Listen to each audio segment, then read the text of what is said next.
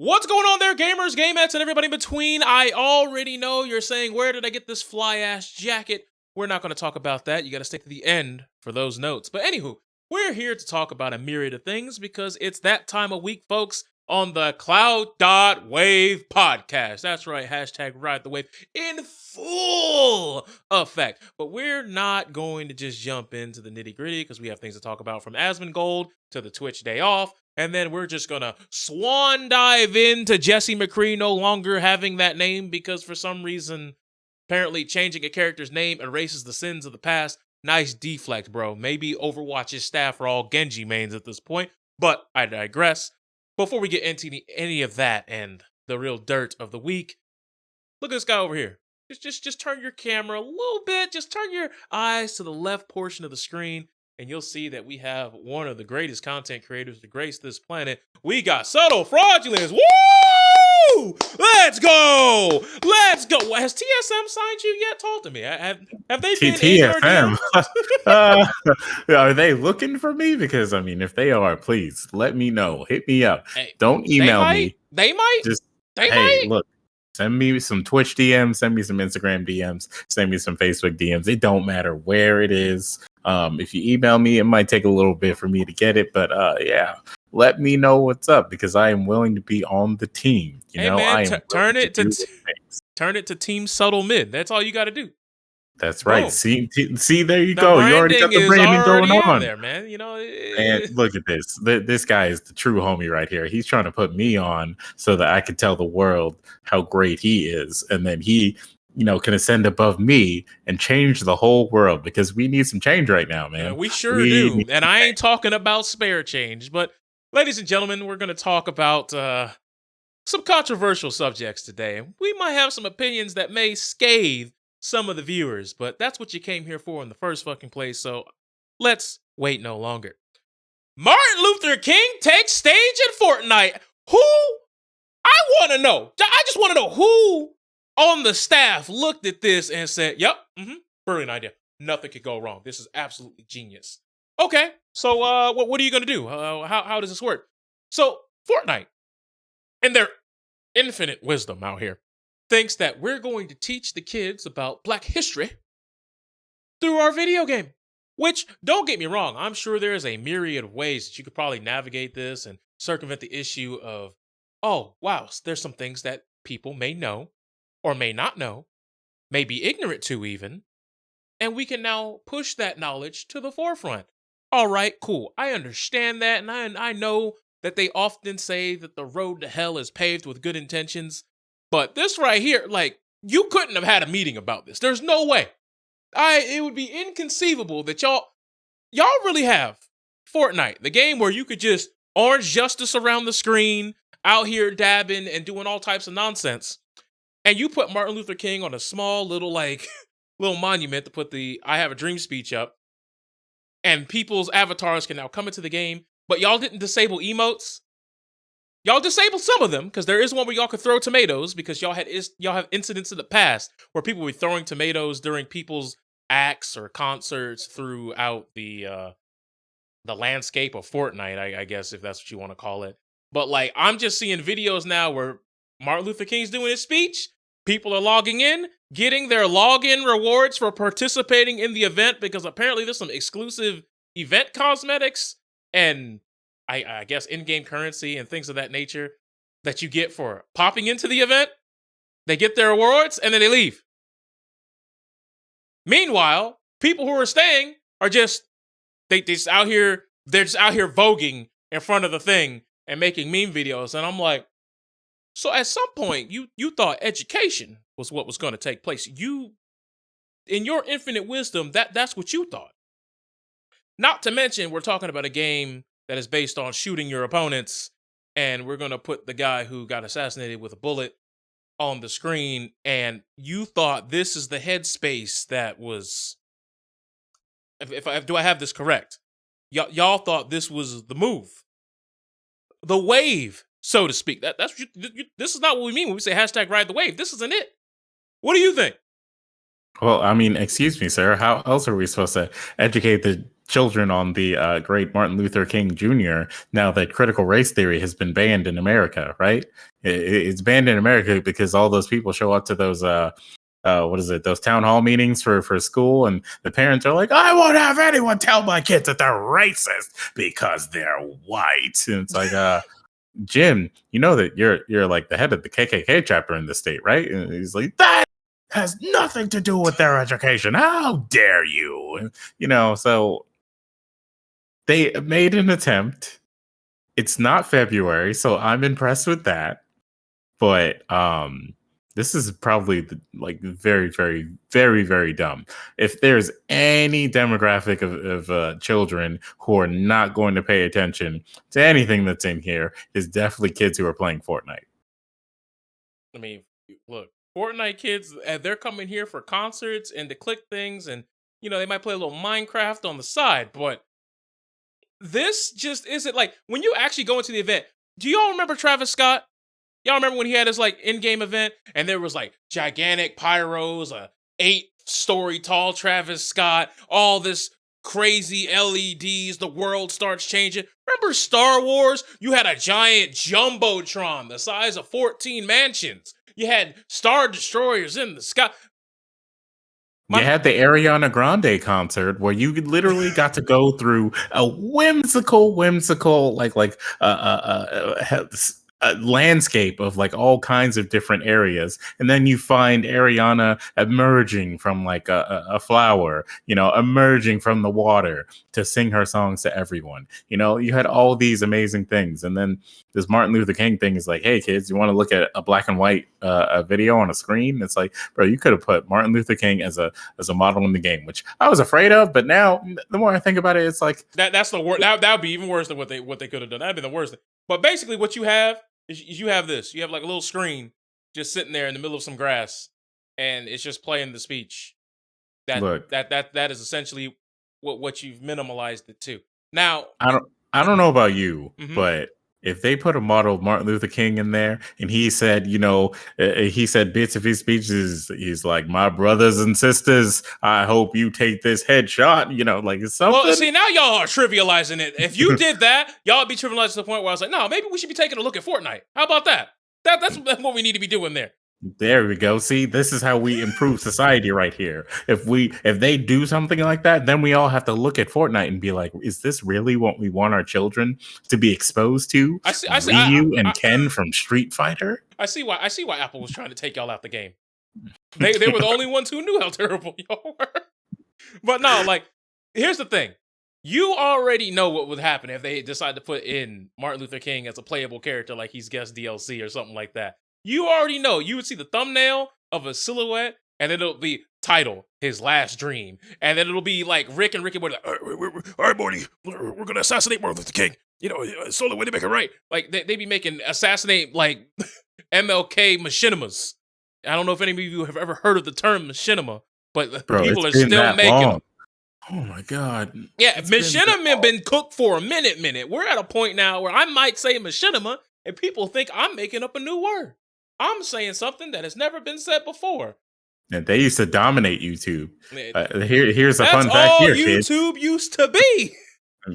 Yeah, like most of YouTube was just machinima, and then people who got bought out by machinima to make content for machinima, and then like what was it? It's been like 5 years now, 5+ years since they fumbled the bag so hard that they accidentally just deleted all their shit off of YouTube, which included everything they just got up out of there.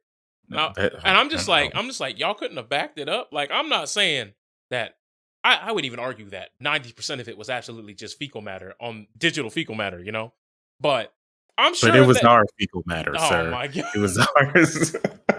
It may have been shit, but it was ours. Okay, all right.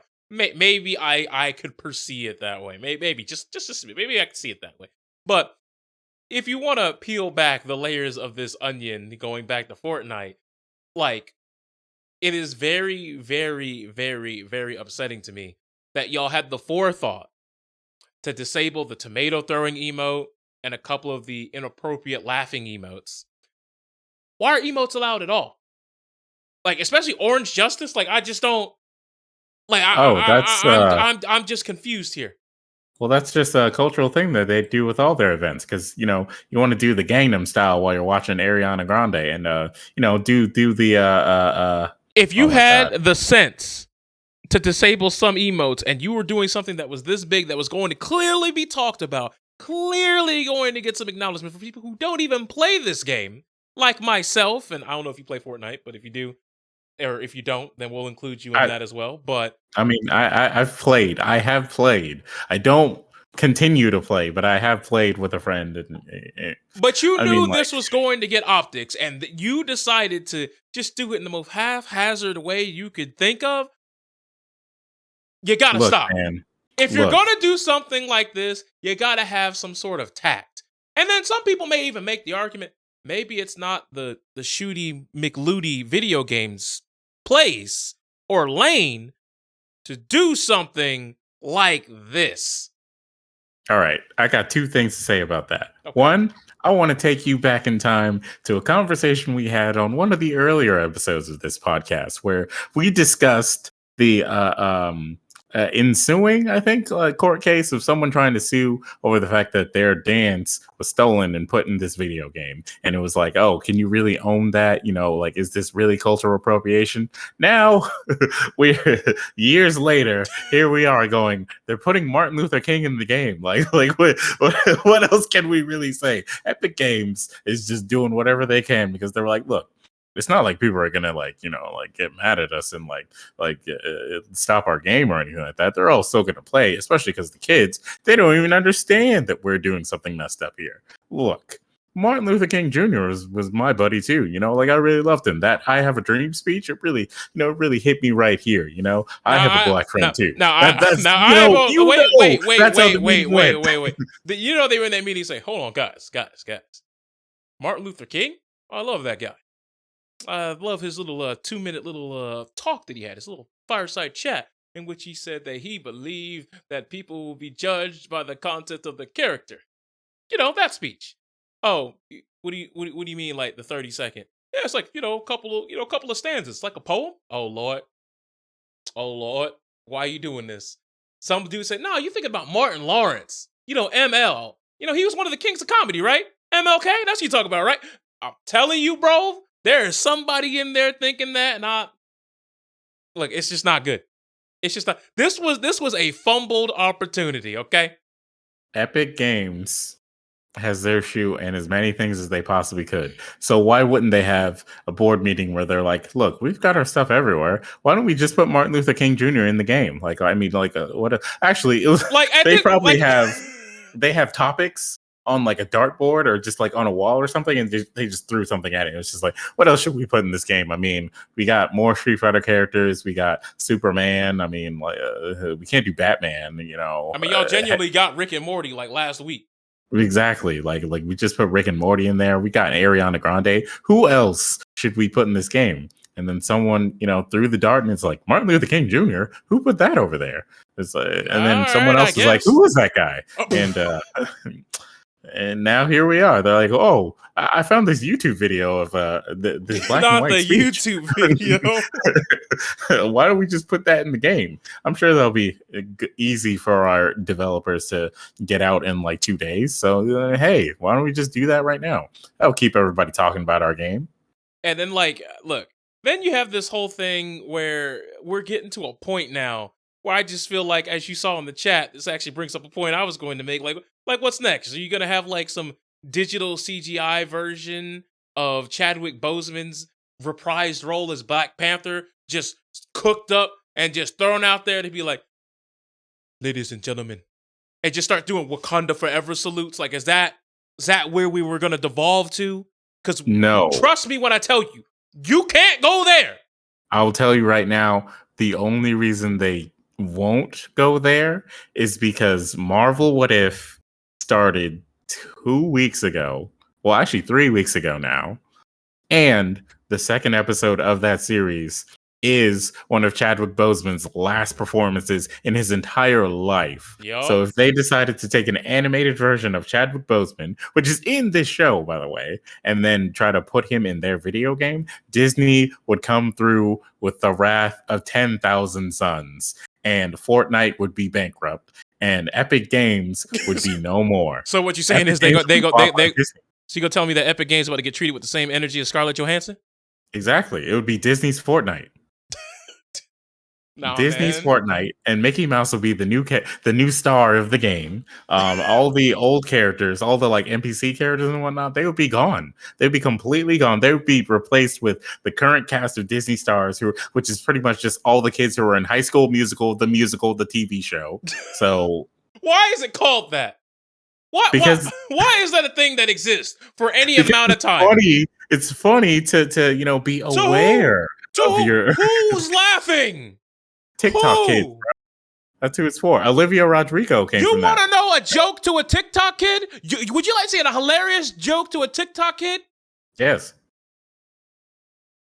That TV show. Like, that's what I'm saying. Like, that's the exact point. Because they're like, this cup is empty. That shit's fun. That right there. That shit is funny to a TikTok kid. Yes. The bar is so low for a TikTok. You know what? You got it, man. You got it. Exactly. You understand. Clearly, you know the secret tech. Look, lowest common denominator comedy. Brilliant. Fans, let me let you know right now. I'm somewhat of a TikTok person myself. Throw them out. Matter of fact, nah, man, I'm about to just close your window. We're just gonna go ahead and just gonna get him on up out here. What's going on, ladies and gentlemen? You're on my podcast now. Wow. I don't know who used to be over there, but they gone now. You gonna joke buddy me? Wow. Yeah, man, you had to get pushed out. You know, it was a budget thing. It was a budget thing. You know, Wow. Next, he's gonna say we were never friends in the first place. Can you believe it? Can you believe it? No, man, what you doing for Dragon Con, bro? No, let me stop. You know exactly what I'm going to be doing for that con. Yeah, I mean, you about to be getting cookerino with the rest of us. But, you know, that once again, that's not a hit on there. But this whole Martin Luther King, like the discourse here is just it's a whole fumbled bag. And, you know, if that's how you want to go about it, go about it. I'm not going to be rolling with y'all. It just looks like y'all did some half-assed effort and didn't really think of the consequences therein. But moving to the next topic, you want to talk about people not really thinking about the consequences that lie within their own actions. What is Blizzard doing? Like, I just feel like they be swan diving in the pavement and then asking us how sand tastes afterwards. Like, I'm just trying to figure out from a logical standpoint, what are y'all on? Is it PCP? Is it Angel Dust? Like, I'm trying to figure out what are y'all injecting into your veins over there in Blizzard land? Is it called Blizzard because that's all y'all know is how to do lines of powdered snow? Is that why it's done that? I know I used that joke last week, but I feel like every week that goes by, every time it's time to ride that wave of the Clout.WAV podcast again, they do something that further pushes the point home. And this week, they're like, well, one Jesse McCree, a character in the Overwatch lore, well, he was originally named after someone who may or may not have been brought up into the Activision Blizzard sexual allegations, and therefore, we're going to be changing his name in the lore, which is going to delay some of our future plans, but we must make sure that everyone knows that he will be named Jesse McCree no longer. And it's like, hello? What? So because that dude named Jesse McCree is a gigantic piece of soggy shit, everyone on the planet now who is named Jesse McCree is now just palpable. We all got to make sure they all change their names. They all got to go to the government and be like, hey, yeah, here's my license and all that, and here's my information. Change my name to Trash Boat real quick, you know? Like, what does changing the name of a character, like, did Jesse McCree, the cowboy, in the future, in the Overwatch with mythos, go out here slinging his pipe to unconsenting women? Did he do that? Was he out here making inappropriate jokes? Did you see that Christmas promo where he was Scrooge McCree over there in the window? He's like, "That's right, I'm here to ruin everything." That's exactly why they're doing this. See? But people still watch DuckTales. Scrooge McMotherfucking Hello? No, that we are not doing. Look, man, I have We to are say this. not doing that. I have to say this. I commend you. You know, well, I've got to see some more responses to really make sure that this is actually what's going on here. But you know, you tried to warn everybody. You're like, look, I they're just said gonna this like, like 6 episodes ago. If they yeah, do you're like, something hey, dumb like changing their name, someone needs to go to Blizzard HQ, get all the people who are in the top brass, rub their hands together like this, with some baby top powder in between. Okay, I'm a man of care. I'm a man of mercy. Get some baby powder, clap it up a little bit, and then just start slapping away at these people. Maybe, just maybe, just maybe, a smidge, just a smidge, maybe just a little twinkle, a little dab, a now, little bit of sense will now be injected into their frontal lobes so they can process information better to know that no one cares. Changing a name so of a far. character, no one cares. So far that I've seen, you're right.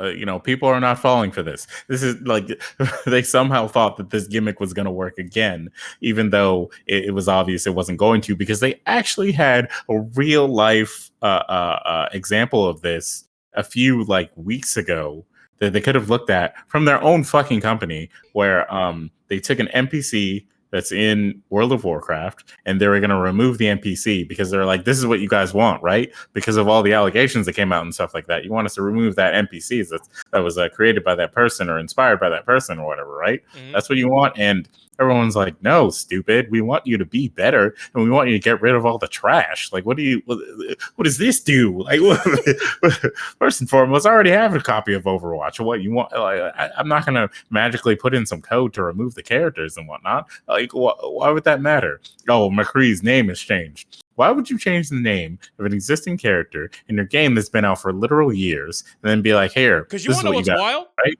You want to know what's the most wild thing? It's not just been out for a couple years. Some of y'all may have forgotten. This game's been out for half a decade now. What? 2016, bruh. It been here for a minute. Yeah, that's true. My man saw a whole presidential term as Jesse McCree. Like, this don't make no damn sense. It really Like, don't. what's the point? What's the point?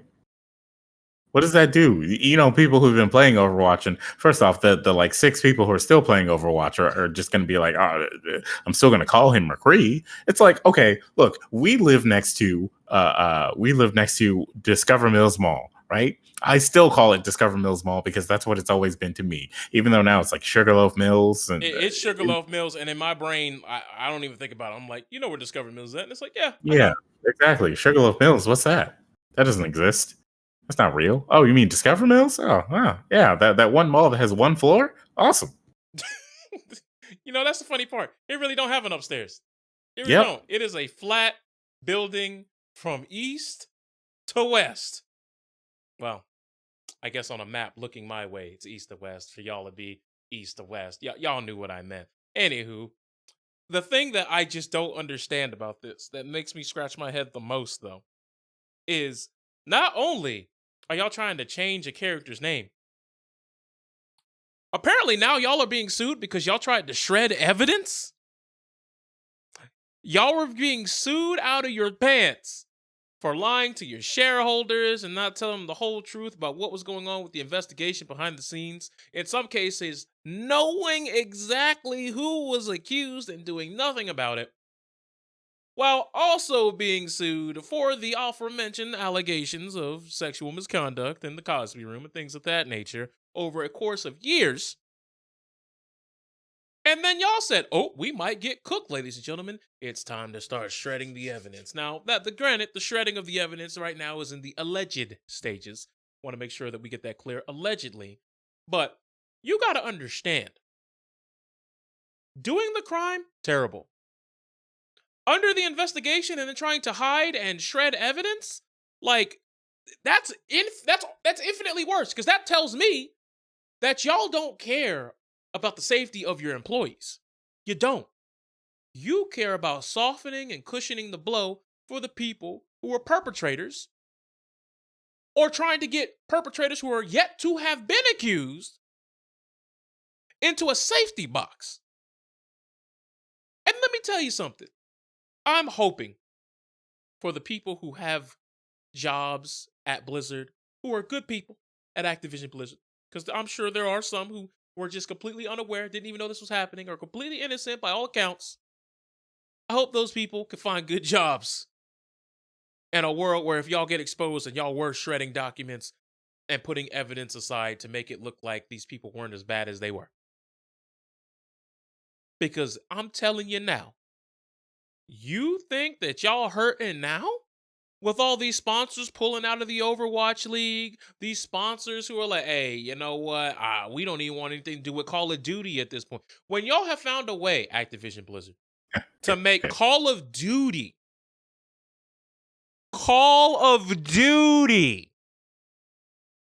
and their community look at, once again, Call of Duty with a side eye and a squint,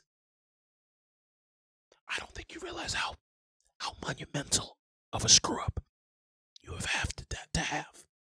Hey, forget about all that, ladies and gentlemen. Call of Duty Vanguard coming soon. Call of Duty Vanguard, created by Infinity Ward. That's right, not Activision Blizzard. Infinity Ward. But did you hear the other crazy thing Activision announced?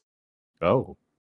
All of their studios are now working on Call of Duty. They made sure that it's Call of Duty around the clock because they know storms are coming, and we're going to need a Call of Duty not every year, potentially every 6 months. It's the only way to tread water and keep breathing because they announce anything else. That's how you kill the genre.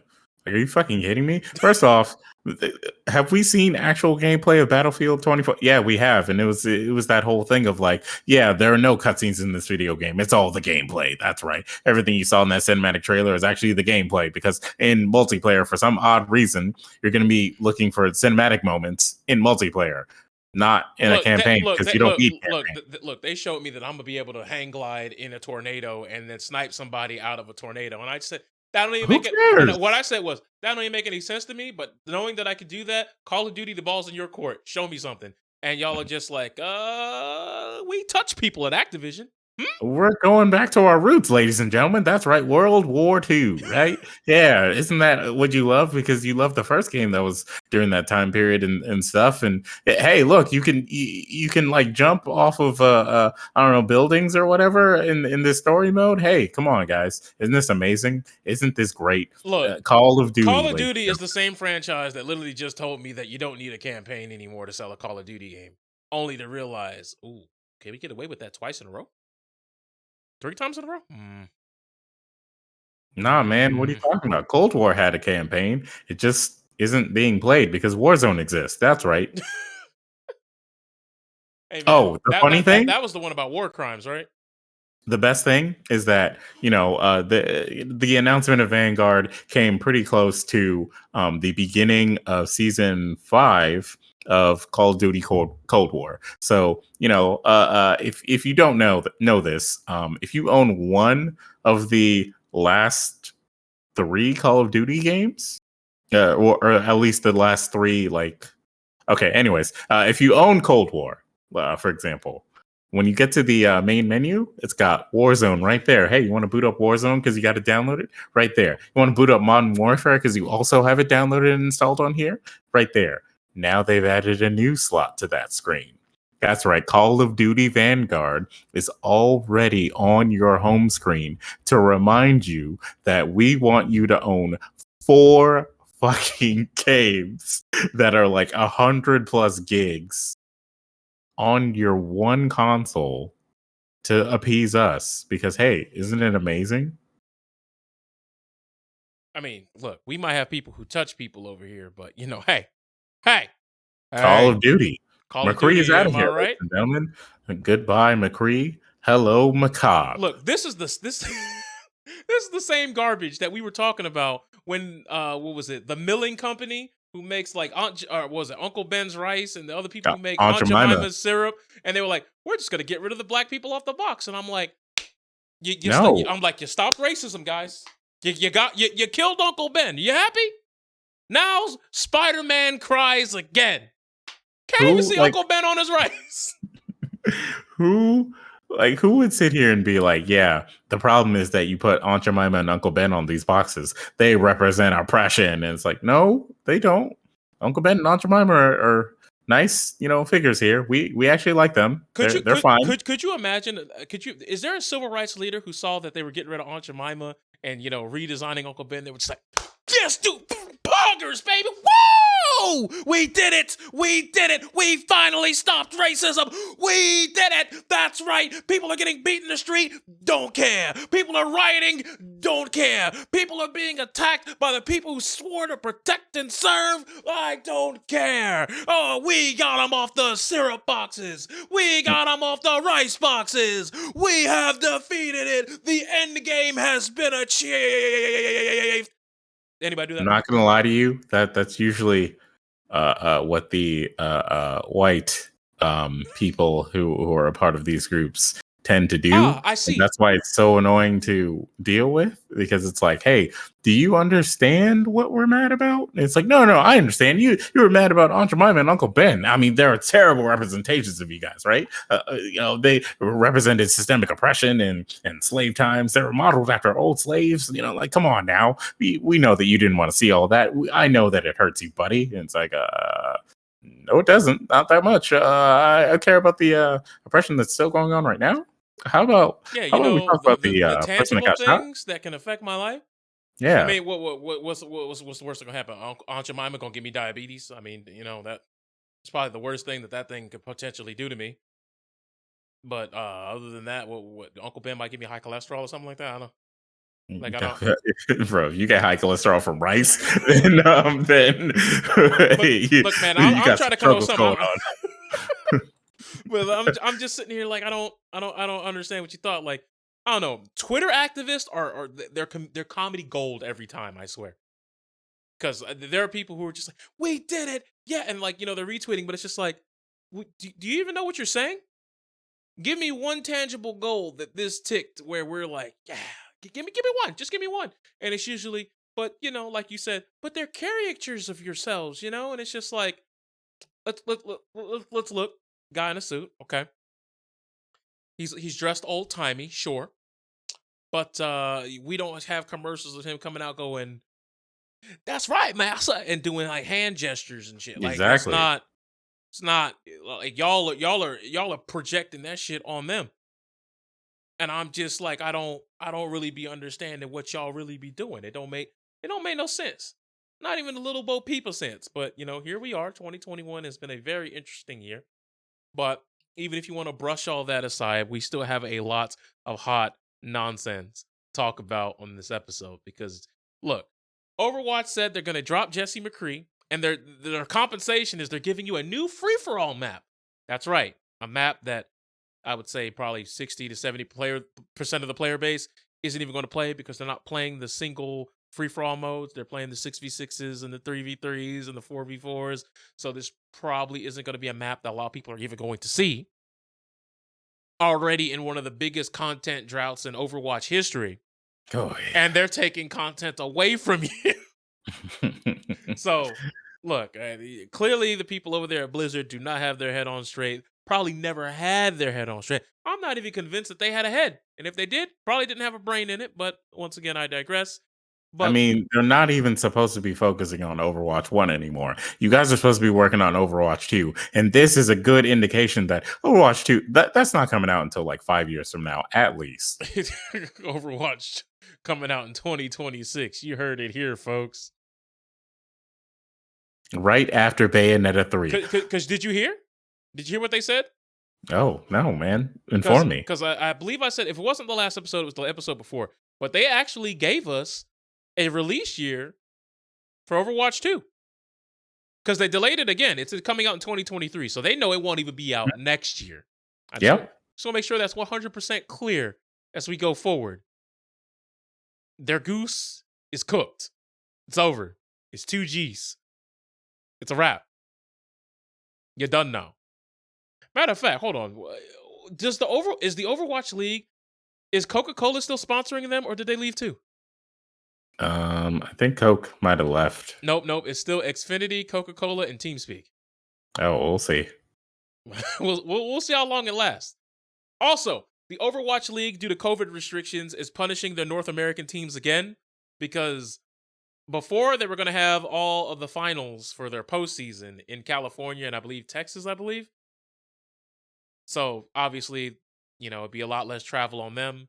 But now Mhm. they're saying, nope, all the North American teams go to Hawaii and the Chinese teams are already there. So you guys got it.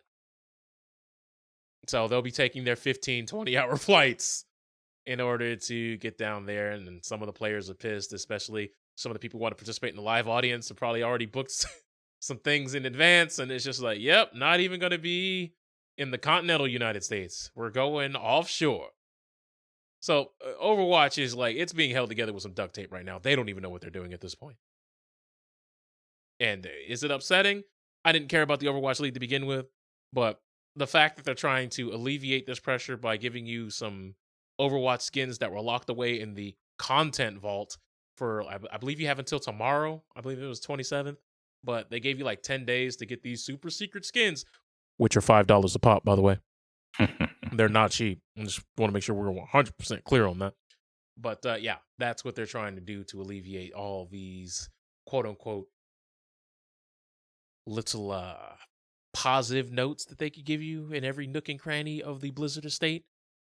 I'm still confused why they're doing the whole Jesse McCree thing, but once again, we talked about that enough. Speaking of other games that are changing, we got Guilty Gear Strive coming out with a patch, and this patch is a whole lot of cap. I'll tell you that right now, because I want to say there's 3 winners of this patch. What? I'd say Eno won a lot. Okay. Okay. Anji looking like a whole new soldier out there. For some reason, they said, you know what? You want to know what Leo's problem was? He couldn't mix. I don't know what they were watching. I really don't. But now he's gotten more options to open people up on offense. And I would say those were probably the 3 biggest breadwinners. Now, throughout most of the cast was buffed up to some degree, maybe taking a little bit of hits somewhere, like Soul and Chip. They were slightly nerfed, but at some cases, I think they just reworked their risk and reward. Yeah. Didn't really seem like they, took him out at the kneecaps like a lot of people were suspecting. They were normalized, as some would say. I wouldn't even say that. They're still clearly number 1 and number 2. No, well, maybe. Look, Leo might have Leo's taken definitely the 2 top spot. 3. He might have taken the 2 spot, but we'll see. He's definitely top 3 somewhere. Soul probably is still top 3. No, Soul is still top 1 because he was not nerfed in a way that goes against his playstyle. Like he's still Soul is still gonna do Soul things, just off top. That's just gonna happen. Okay. Well, hey man, the standing S, nerf is it's a little bit of a nerf to the way that he wants to play, but like yeah, but you have to bust out. They made his DP better. I don't understand why they made slash DP better. But like you gotta I don't remember what they said though. Oh, that slash McChange only works on faultless defense. That's fair. It's going to be normal otherwise. So just keep that in mind. Now, that being said, pushing past that, Faust got buffed. Now, I don't play enough of Faust or have seen enough Faust to know exactly how much that improves his gameplay. But a lot of people were saying, congratulations, my super can now break the wall. That's cute. When have you ever seen us use that super to begin with? And I'm like, you make an excellent point. Well, maybe they'll start now. That's what the devs are saying in the room. They're like, well, maybe they'll start now. Hey, maybe we'll see it. Maybe it'll become more commonplace. And other than that, Faust just seems like he's still kind of meandering in no man's land. But he did get some things that I do think could help him in certain matchups. But I feel like most of the cast that also got buffed, it's just like, our buff more than compensates anything that you got. So we're just going to continue to just write you off as a character. Not saying that he can't win, but things still look like he's kind of near the basement of Guilty Gear Strive. Maybe. But, there's that Gold Lewis guy who's also there. Like, his changes were like, hey, he got a 6B now. In the first place. I mean, he should have had a 6B in the first place. I mean, same I know. thing with Geo, even though, Geo has so many other things. Geo literally had everything else, though. You see, that you got to understand. Yeah. Geo was a complete character whose 6P was just kind of meh. But, like, when you have literally everything else, it's just like, what? Like, what are we really asking for here? Yeah, that's true. Honestly, because remember, she has like the fastest run in the game. Yeah, she has Like, the fastest dash in the game. yeah. So I mean, she's just in there when she wants to be in there. The thing that annoys me about that though is that Geo's air dashes and like her movement, that should be the base for the game. They shouldn't have slowed down air dashes like that and whatnot. Like why? Like well, we don't want this Guilty Gear game to be fast. Now do you want to hear the most wild thing in the patch? What? So I want you to guess. I just Is it want you to guess what you think is the most wild thing in that patch. you mean besides the Leo buff, right? Yes, besides the Leo buff, because there's Is it something. the buff to Mila? Because I don't know who was like Mila is not doing enough, guys.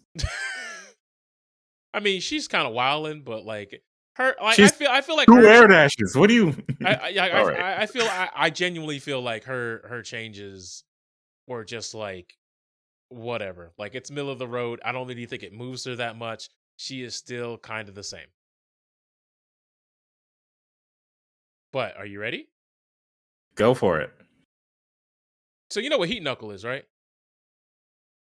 Oh, that Heat Knuckle got buffed and it got more damage on wrist gauge. Oh Yep. boy! Yep. Oh boy! They're like, And you know how it just meteor drops you right in front of him? mm-hmm. That's a scary man. And his little his forward K, his 6K, where he gets to like just kind of slide over, now has reduced recovery. Now, when it says reduced, we don't know if it's going to be safe, but they said it's going to be more difficult for the opponent to punish Potemkin when when someone blocks the later half of the active frames. And they said it's going to make it a viable method of approaching from mid range. Oh, This jeez. character and approaching was not his problem. It sure wasn't. He's half the screen. Like, yeah.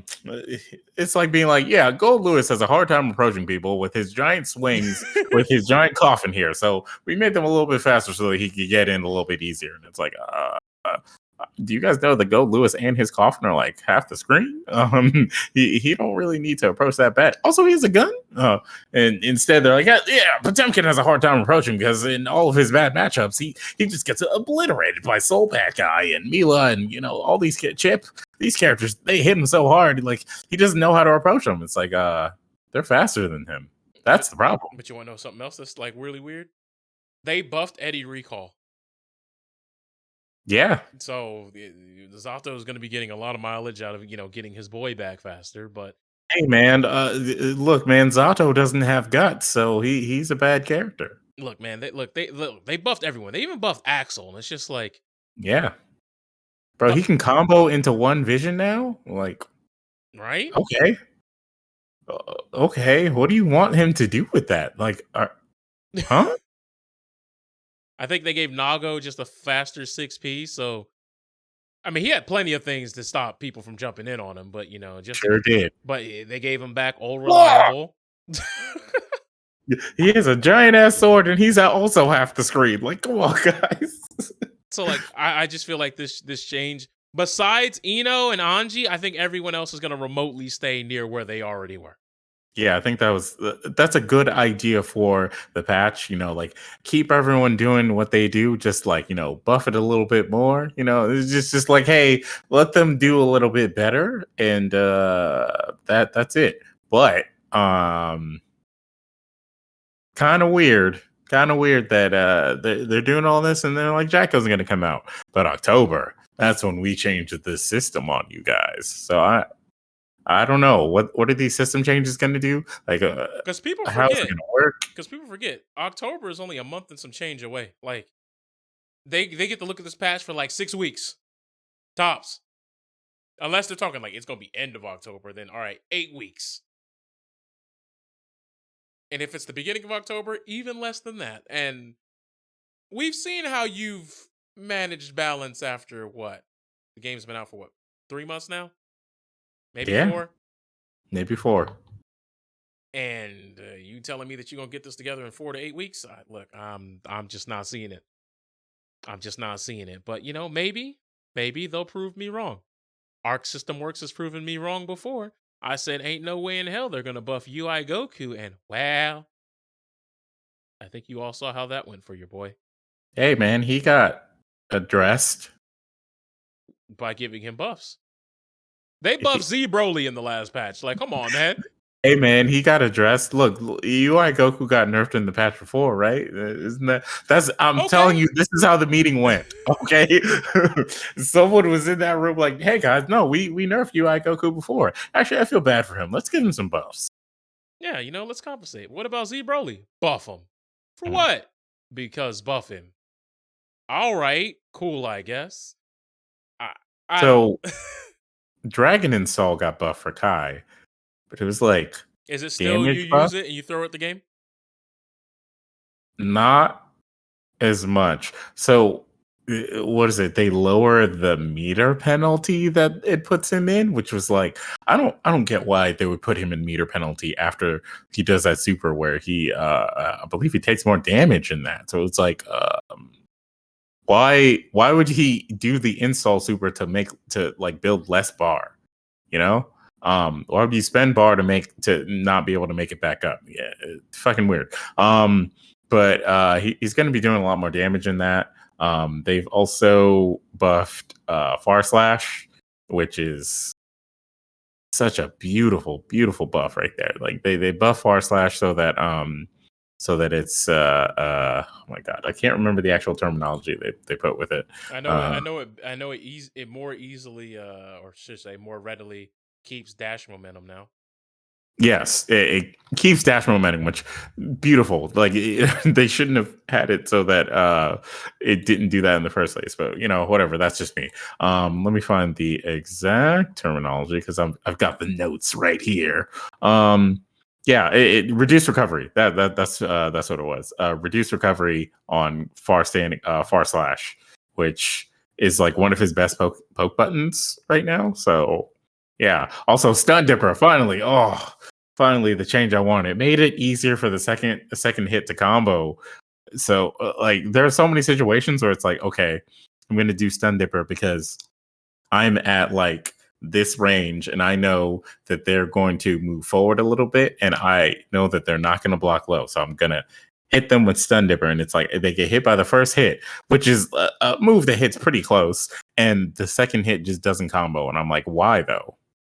And then they're Like, just like sitting there waiting, like, and then you get slurped up. clean hit Stun Dipper? No, it's like okay, fine. Nah, man, you don't get that, Chief. You just get aboard the L train.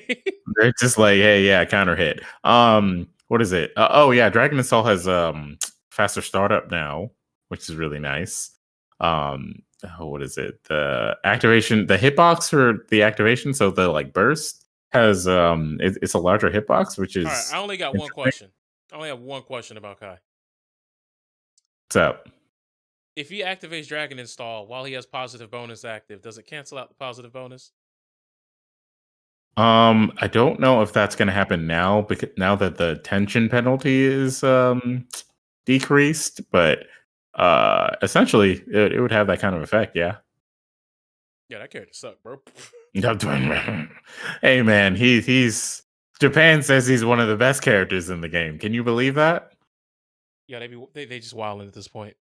It's because Japan doesn't have a lot of play. Like most of the Japan players are not out here bussing out. You know what I'm saying? So like it's not like Soul. Like they have Soul players, but their Soul players are not doing like the wildest like no brain gorilla brain type things out there. You know what I'm saying? Like they're usually they're very very poised. They're very very optimal. So you mean they're playing a fighting game? They're not returning to Monkey at all times.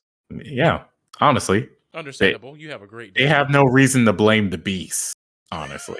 So they have a few players that do that, but the majority are not really like in that category. So understandable. But every time I look at this list, I feel like there's like characters that I'm not seeing. Like there's just a character that was just not changed at all. But these are all of them, and I'm like, or I feel like there's someone missing because the roster is smaller than you anticipated. It sure is. I'm not gonna lie. When I look at the character select screen, I be thinking like I don't have the DLC, and then I just see Gold Lewis at the bottom, like just chilling, because it just don't look right. It just looks like there's not. It looks like everyone ain't here. That's what it looks like every time. Jacko's Jacko's like intro video or whatever, her starter guide came out, where it tells you like how she plays, and um Okay. that character is definitely not Mark it right now. Mark it right now. okay. Her minions are screen locked. You may What not do you know mean? what that means. If I throw a minion at the screen and we're mid screen, it bounces off the screen. It doesn't go behind you like to the corner because of the wall system in this game. Yeah. So if I throw something behind you and I start walking backwards, what is behind you is now getting pushed towards you. You Mm, saw it in the trailer. I saw it already. I think they might have addressed that. I think that might have been one of those like things that got changed in between trailer and that and I'm like talking about the one that release. dropped yesterday. Oh, you're talking about the starter guide? I Yeah, don't. it was in the starter guide when she throws all three minions. She throws one behind Soul, and then she walks backwards, and then that minion is getting drugged by the screen. Oh, okay. Yeah, I know what you're talking about. Yeah. And I was just like, oh, so it's like that? There's no escape? Understandable. You have a great day. Well, hey, man, you don't have to worry about that because you can hit the minions and they go away. Yeah, yeah. Unless they have armor on. Unless she does her super, which gives her more meter, which lets her call them back out like really quick. Or she does the other version of the super where they just don't go away when you hit them. Like you can't. Actually, I think you like they're invincible in that version, and like you can't hit them at all. So it's like I think it's the heavy slash version where that happens. no, it's the slash version is where that happens. The heavy slash version is where her bar for the minions like just fills up super fast. And one thing to note in that video that was very strange, she did a wall break combo while she had that super active, and the bar went down. And then she broke the wall and it went straight back up. So like either wall breaks automatically fill that up, No, or that I was think just how much meter she got. no, I think it fills back up because I think when the wall breaks, her minions go away. That would make sense. Because I don't see them doing a transition where she lands and then the minions just all land in front of her because that'd be like mad weird. So I'm pretty sure she just leaves the minions behind. I'm sure that's what it is because the game, or I should say the trailer or the guide transitions to a reset after that happens, so you don't actually get to see what happens when she lands. But Oh yeah, that's true. speaking of transitions, y'all heard about the speedrunners getting canceled because they can't play Metal Gear correctly? Nah, man, the speedrunners are not canceled. What do you mean? The speedrunners are rejoicing right now. They are praising one streamer known as Boba, who is actually a really really nice streamer. You know, her stream is very enjoyable. She was playing MGS1. You know, she was casually playing MGS1, just fucking around, and accidentally found a glitch where she literally like clipped through a door that's locked in the beginning of the game, and you have to get a key card like way later in the game, and so it lets you skip like a huge portion. I think it's the door that leads to where the hind D is at. So yeah, speedrunners lost their mind. They're like, oh my god, we're in a Discord right now trying to figure out how to replicate this. Oh my god, you're amazing. Whatever. And that's when we get back to the conversation where people see how speedrunners play games and they're like, you guys are weird. Why are you doing this? You're not playing games, right? You're not even enjoying it. And it's You're like, not even you're not even enjoying the game. You're not even taking the game for the content within. What's wrong with you guys? I'm like, y'all act like they haven't played these games normally like 6, 7, 20, 300 times already. right. And then their love for the game has gotten to a point where they want to see if they can beat it as fast as humanly possible. Y'all be acting Exactly. like some of these people get the game straight up out the box and just be like, let me find all the glitches and just like do things that way. And don't get me wrong, I'm certain that there is someone out there who does play games like that. Some do. But video games are purchased for the fact of having fun. And just because you don't think the way they play a game is fun doesn't mean that it can't be fun to someone. But the fact that they're coming at some of these speedrunners like, "Oh my god, you guys are trash. You're what's wrong with gaming today." And like, it's wild to me that you see someone say that and like in their display picture, they're wearing some esports dude's TSM jersey, and it's like, wait. So you're okay with somebody animation canceling a gun so they can have a competitive advantage against your opponents, but by God, someone does it in a single player game? Get them out of here? Come on now. You I'm not auditioning to be an amoeba boy right now. What are you?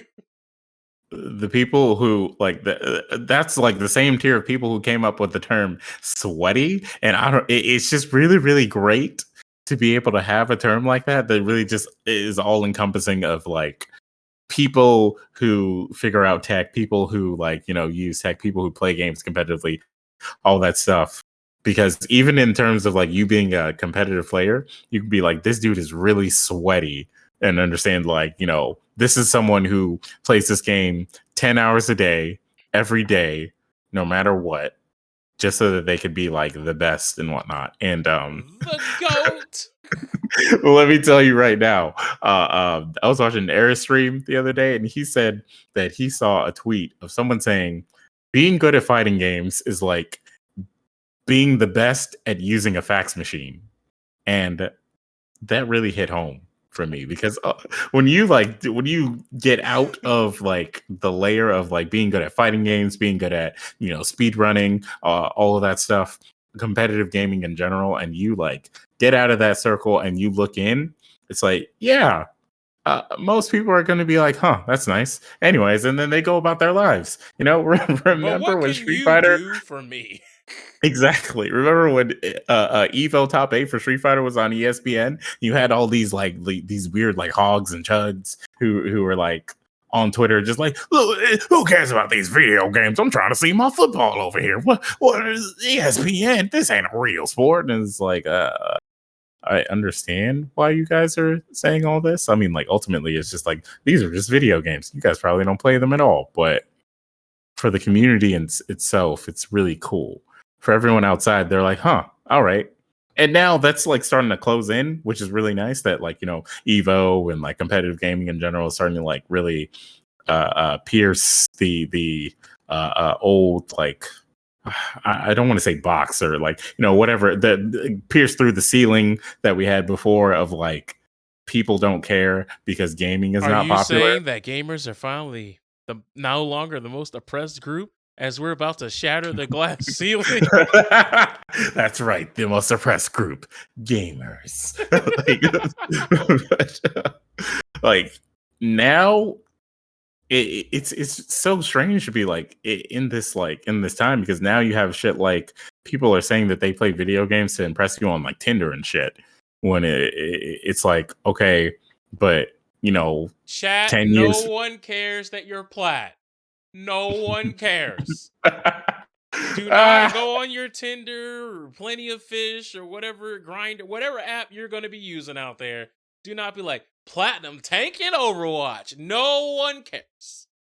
the only people who Platinum care 3 in League of Legends. No one cares. The Okay? only people who care are the ones who are like trying to play those games themselves. But like, there's more of a community of people who are trying to like play something. They're like, oh yeah, I play video games. I play Call of Duty all the time. I play video games. I play Fortnite. You know, like whatever. And that's becoming like the thing that's fine.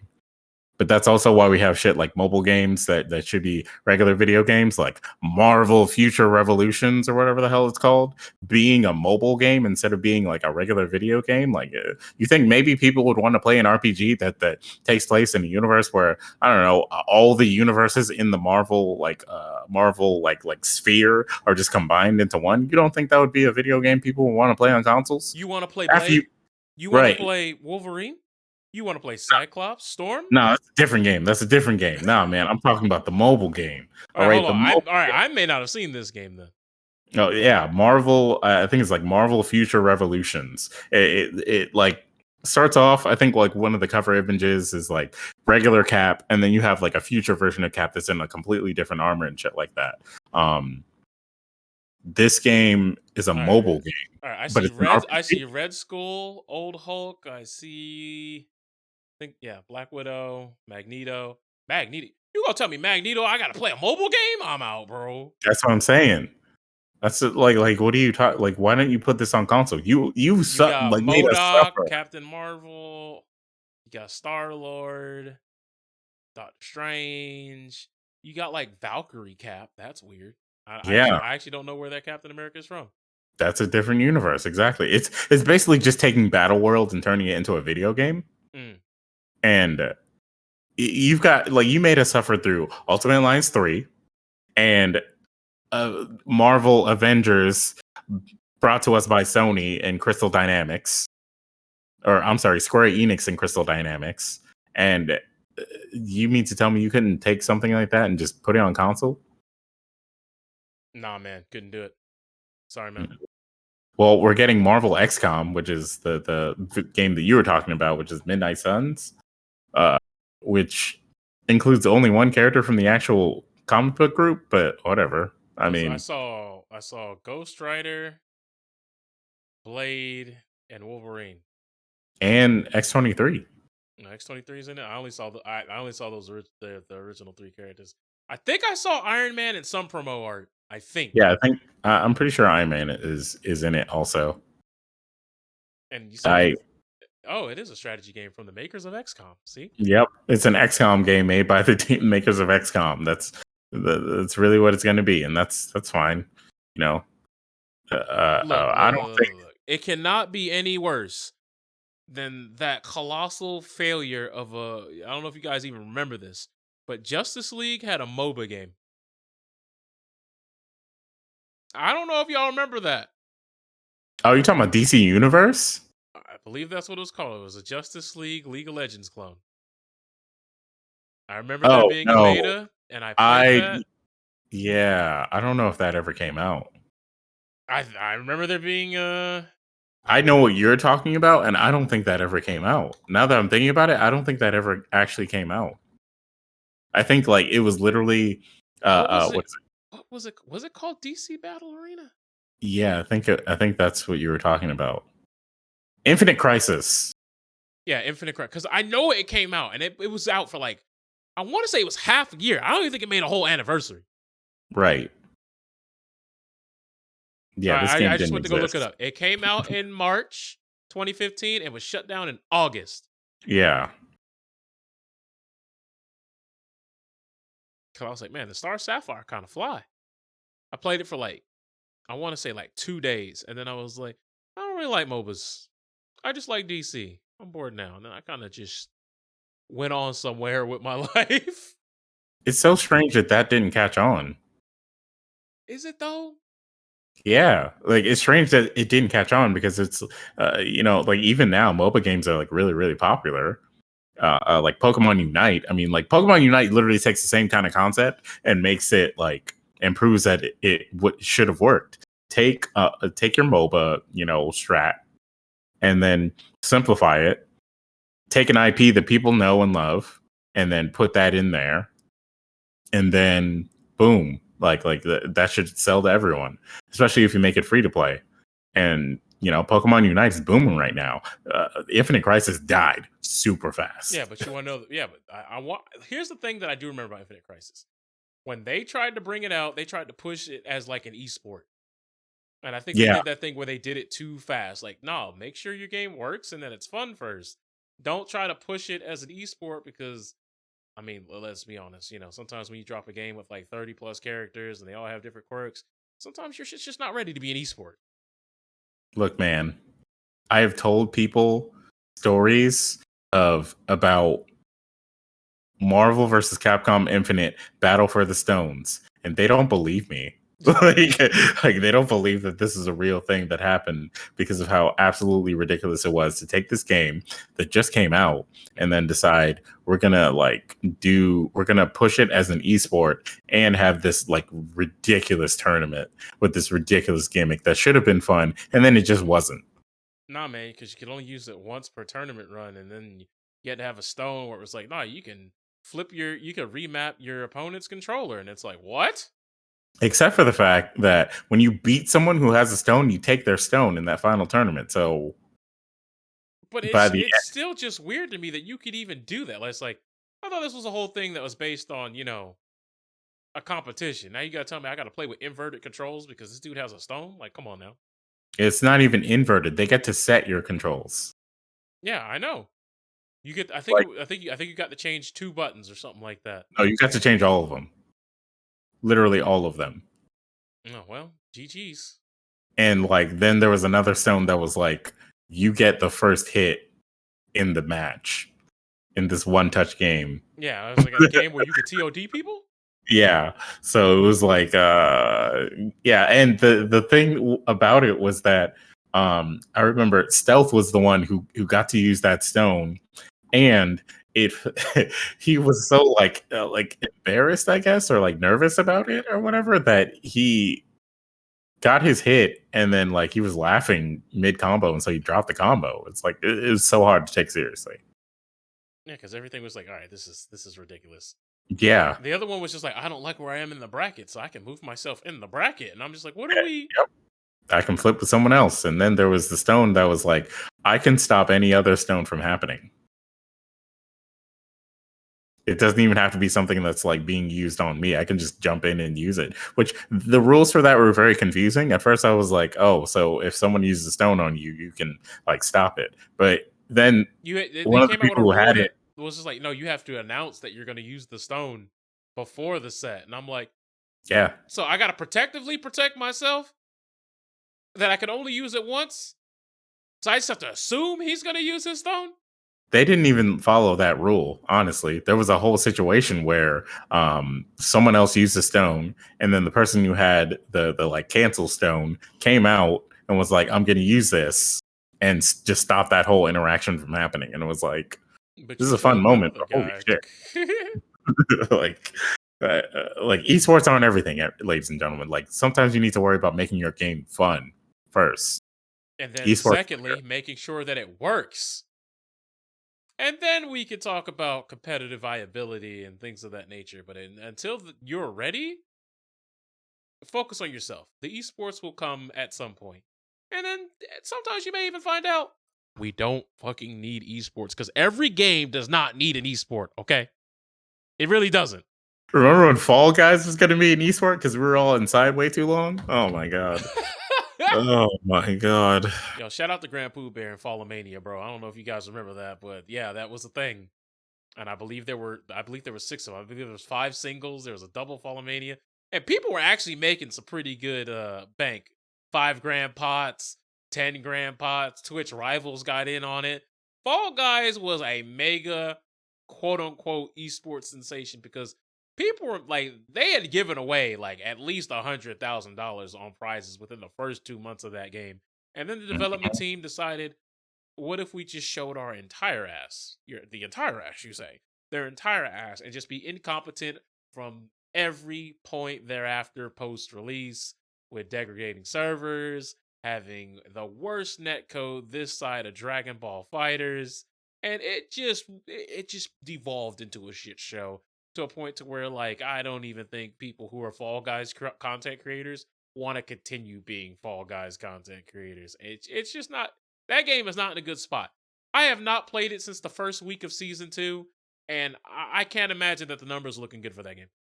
Because every time I see somebody talk about that game on Twitter, it's either them quitting, them saying the game sucks, or somehow, some way, they say the servers are even worse than it was last season. And that's been a continuous thread since season 1.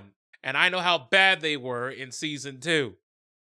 And if you're telling me they got worse, not once, not twice, but we're in season 5 now, it got worse again? How? How? I saw a clip of, I believe, Triumph getting to the finish line in first place, jump past the finish line, and he kept walking. He said, "Where's my qualification message?" Other people were finishing. And he was like, "Where's my?" So he had to go back across the finish line and then jump back across again.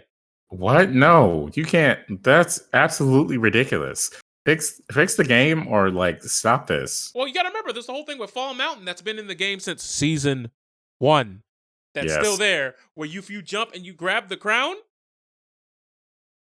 and the crown keeps moving, the game's like, no one grabbed it. Then someone else can grab it, and even though you're hanging on to it, you lose. You have to let go, fall down, which puts you in the pit. So you have to, go back around the treadmill and then somehow get back up there first and then grab it again. No, like the game is bad. The game should be heads up, tits up in a grave somewhere. But I'm surprised it's not, but you know. Hey man, we've been inside for so long, you know what I'm saying? I think people's tastes in video games have greatly diminished. And the games industry is trying to take advantage of that. I mean, we're getting another Call of Duty game, and that Call of Duty game is like, Nah, man, but you're forgetting there's a game that's going to save us. Sifu! look, man, that's an indie game. I'm going But to tell it's you the right now, game that's going to save us. nah, because it's a roguelike. Save us. Roguelikes are not going to save us from anything ever again, man. Because a game that requires you to like die to like level up or whatever, it's just not. Look, man. Look, After I saw the speed run for Returnal that you showed me, where it was like 20 minutes at best or something like that, where they just jumped through and then fell down all the way through a bunch of different areas and then killed the final boss and ended the game. I was like, yeah, we don't need anything else. No more of this, please. yeah, but I think that was just Act 2 that I showed you. Act 2 of what? The speed run? No, like the Act 2 of the game. But I do believe that the world record glitchless on New Game Plus is like 11 minutes. That's understandable, unfortunately. Because like you could just plow through it at that point, you know? That's Oh, like never that's the mind. I thing. looked it up. 11 minutes is obsolete. 5. No, I went to the 11-minute video and it said obsolete. So what's the what? I'm guessing 5. I'm gonna guess 5. You're gonna guess 5? Yeah, I'm gonna guess 5. Returnal any percent New Game Plus glitches 4 minutes 26 seconds obsolete. Well, hello? No, it's gonna be 2.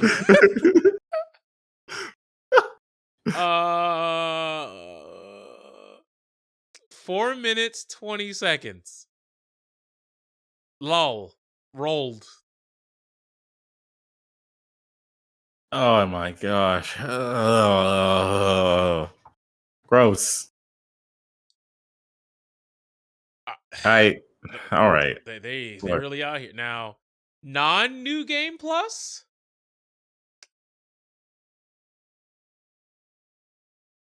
Let's see. Non-New Game Plus. 5 minutes. No. Okay, no, that's New Game. Okay, that's okay. Regular New Game. It looks like it's roughly 30, 40 minutes. Hmm. So, hey, Now, if you're doing all bosses, all right, now we're doing like an hour 20. Somewhere in I that mean, threshold. but like it's literally a matter of like, but why would you do that? And then someone said did a fresh file run in 45 minutes. So I mean, like you could definitely whittle it down. Yeah, But exactly. you gotta understand, subtle fraudulence. They're not enjoying the game. They're playing it too fast. They're absolutely robbing themselves of a beautiful video game experience. How could they do it? And that's nice. Yeah, I take it you're the same person who said that easy mode in video games is a ridiculous take, and that you should get good. GG's, awesome. Well, now I've gotten to be the best, so stop. Like, why don't you get good and learn these glitches yourself? Why don't you learn these exploits yourself, sir? Since you think that enjoying the game means being a tryhard, but you can't be too hard of a tryhard. Like, all right. No, I'm over here and I'm a Twitter activist, and I'm here to tell you right now that if you look at my bio, you will clearly see that I am better than you in every way, in every other way. Why? Because I am one of the greatest all-time knowing minds in history. That's right. I get paid to tell you, you peasant, how to play your video games, and you can suck on that, and that's that on that. All right, that's nice. Money match me, I guess. What do you mean? I'm broke. I have no. Well, if you go to Dubai, you could get. Never mind. I feel like this is gonna get spicy real quick. Hold on. What you mean? Oh, Tell me to take no, notes. Go to Dubai? no, man. You don't want to know, man. Some of those Instagram influencers, primarily the women, there's a reason why they got to where they are. Oh, go on. Go Oh, you on don't then. know? Nah, man. Oh, you don't know? Talk to me. Well, the secret hotness is that certain men of stature, usually men of stature, give them some specific offers for some specific, very very interesting, usually sexual favors. That for like, hey, 20K, 50K, 150K, whatever. You just come over here and let me like shit on you, literally. Just come over here and and I shit you not, have sex with my 13-year-old virgin brother. This seems like a very specific. Is there documentation on this? There's a whole website that has like videos of like some of the women who like literally are like admitting this is what they're going to do, this is what they've like agreed to do for the money, etc. Do the And like, police have access to this website? who knows? Who knows? But this is also like it's them going to a different country, so it's like It's out jurisdiction of his is jurisdiction. You're right. yeah, so that's why they can get away with it. And usually the people who they're doing it for are like princes and like figures who are up there. And these are countries where they could just be like, nah, bro, it was for me, so don't worry about it. And they're like, oh, sorry, sir, I'm gonna go home now. And that's it. That's the end of it. The great Sheikh Muhammad Hassan. Yeah. Honestly, yeah. And that's that. And that. Oh, that's wild. That's just. That's why when you see all these like bot bodies and whatnot on Instagram, all these girls flexing that, oh, I'm going on this vacation here and there, and it's like, it's more than likely she did some things that are very questionable for all of that. And yeah, I don't know. Oh my god. Logan Paul recently was like talking on his podcast about like how him and his like co-host went on vacation to a country, and they were like stunned by this sort of thing. Like they saw dudes who were like sitting, it's like one dude at a table and he's got like 6 or 7 women, they're all there for him. And like dude said that he talked to one of the guys and was just like, so how'd you get all these women to be here and whatnot? And he was like, they're all, escorts, they're all prostitutes. They were paid to be here. And he's like, nah, man, no way. All of them? I mean, they're all so hot. There's no way. All of them? And he's like, you can ask them. Like, in fact, that one right there, that's who you're interested in? Give me 1 second. And he comes back and he's like, 150K. Like, they talk about this and and one of the other dudes that was on the podcast said one of his friends that they know actually got into a situation where he was like heartbroken because his girlfriend had to have a heart to heart with him to tell him that she went to Dubai to do a certain favor involving oh my god, involving some water sports and other bodily fluids that got her paid 150K in cash, but it's not legal for her to take the cash from that country into America. And so all of that money got fucking not only did the money actually get like confiscated, but she could catch a case over it. Man, so he inherited an L that no one could profiteer from. That's wild. Exactly. Like I thought this was like one of those like common knowledge things that people just didn't like talk about, because it's like what's going on there, we don't have to talk about it, that sort of thing, because everything involved in there is like gross. But apparently a lot of people don't know about this.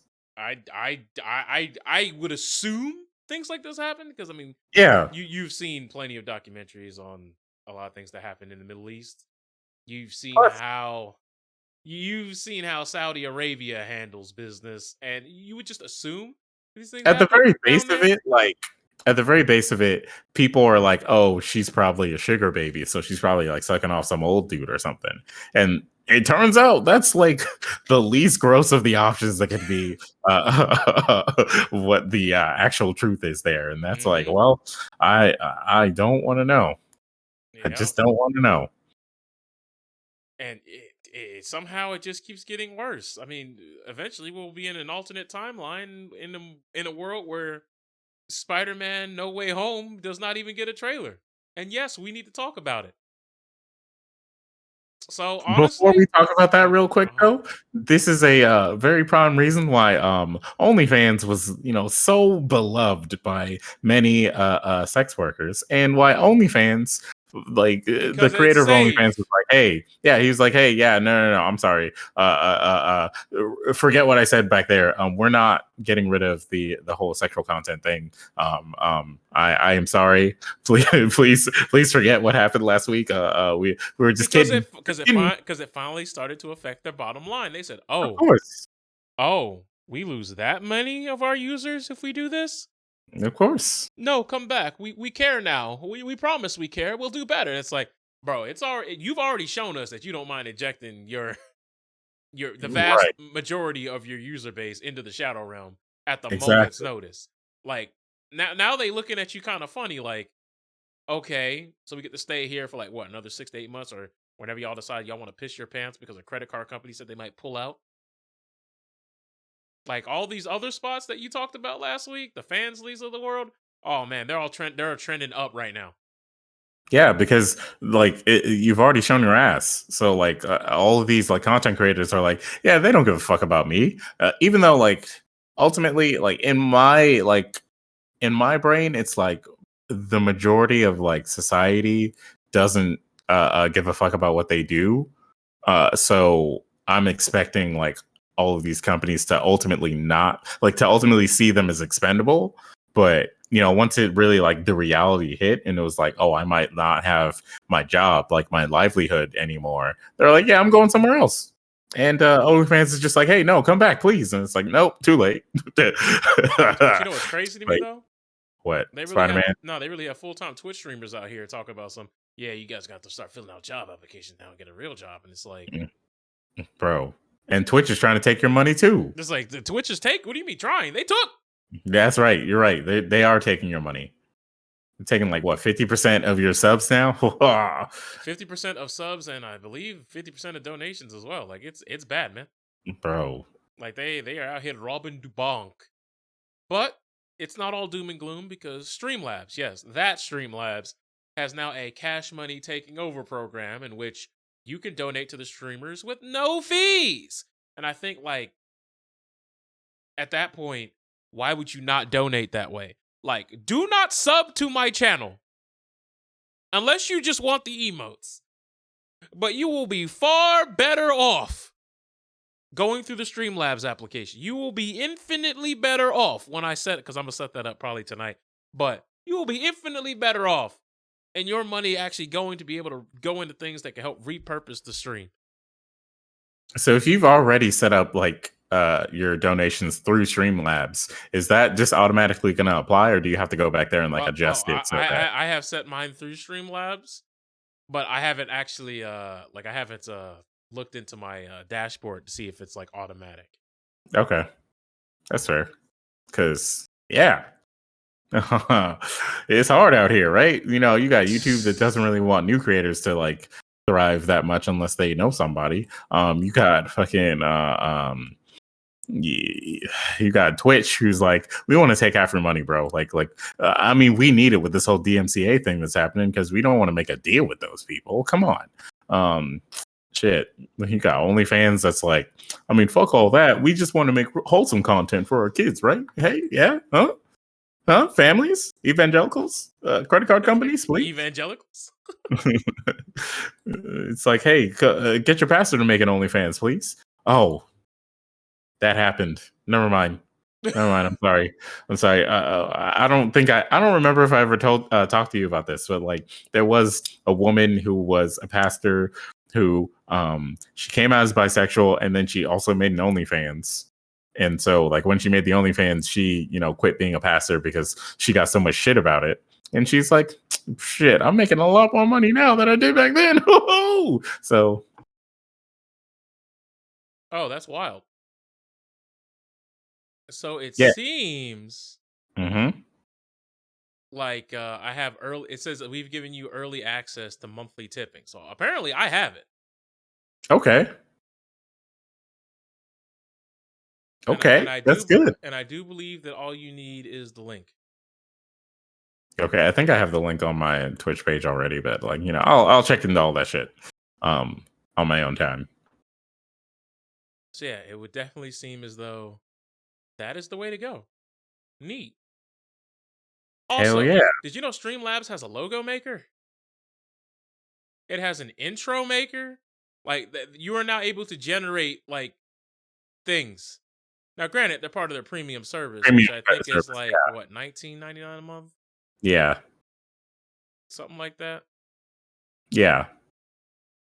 Which I mean, if you're trying to make this like a full-time business thing, then it's probably worth it, to be honest with you. Let's see, upgrading to Prime is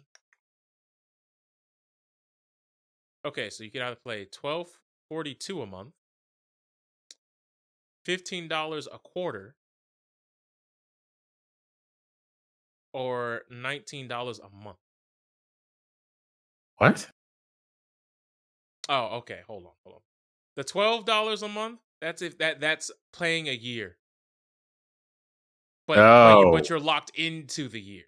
Yeah, so it's gonna charge you for a full year. It's with $12.49 a month as like the rate Yeah. per month. Yeah. And then there's the quarterly where it's 15 every 3 months. I don't know why you just wouldn't just get the year one then. Because you're paying like a shit ton of money for that though. That's a like huge like single charge. If you have the money, sure, go for it. But like it's still like a single charge that's gonna It's be like, $80+ or whatever. I mean the quarterly plan's not bad either. It's just it's $15 a month, so it's 45 every 3 months. But I mean Right. that's once every 3 months. Like that's granted, I think you pay an extra $6 if you do it that way. Yeah. Actually, hold on. Let's see. No, you'd be paying 180 at that point, so you'd be paying extra $31. Which isn't terrible, but 45 every 3 months is a lot less tear on the wallet. Yeah, exactly. So Unless you're obviously just saving up, and then you could just be like, all right, baby, boom. and that's if you want to use all of their resources, which is like their templates for stream layouts, their intro makers, their intros, their logos, all that stuff that they offer Which don't get me already. wrong, it's cool. It's cool, right? Because they also have like apps and widgets and things of that nature that you can integrate with your stream that show like your kill count in various games and your stats from the Yeah, games you're playing, which is cool and all. But when it comes to like layouts, when it comes to like lower thirds, when it comes to stuff like that, you got to ask yourself a very important question: how often are you going to be changing these? exactly. Like, to be honest, you might as well just, like, in some cases, you probably be better off buying the 1 month and then spending a month straight doing everything that you need to do and just working just strictly on getting everything out of the asset making part, downloading all the files, putting them in a folder, zipping it, saving it on a USB, your phone, or whatever external drive you may have, and then just keeping it there. Because unless you plan on changing your and how everything looks every month, which you shouldn't do, by the way, then you probably only need access to it once, provided you're going in there with a plan.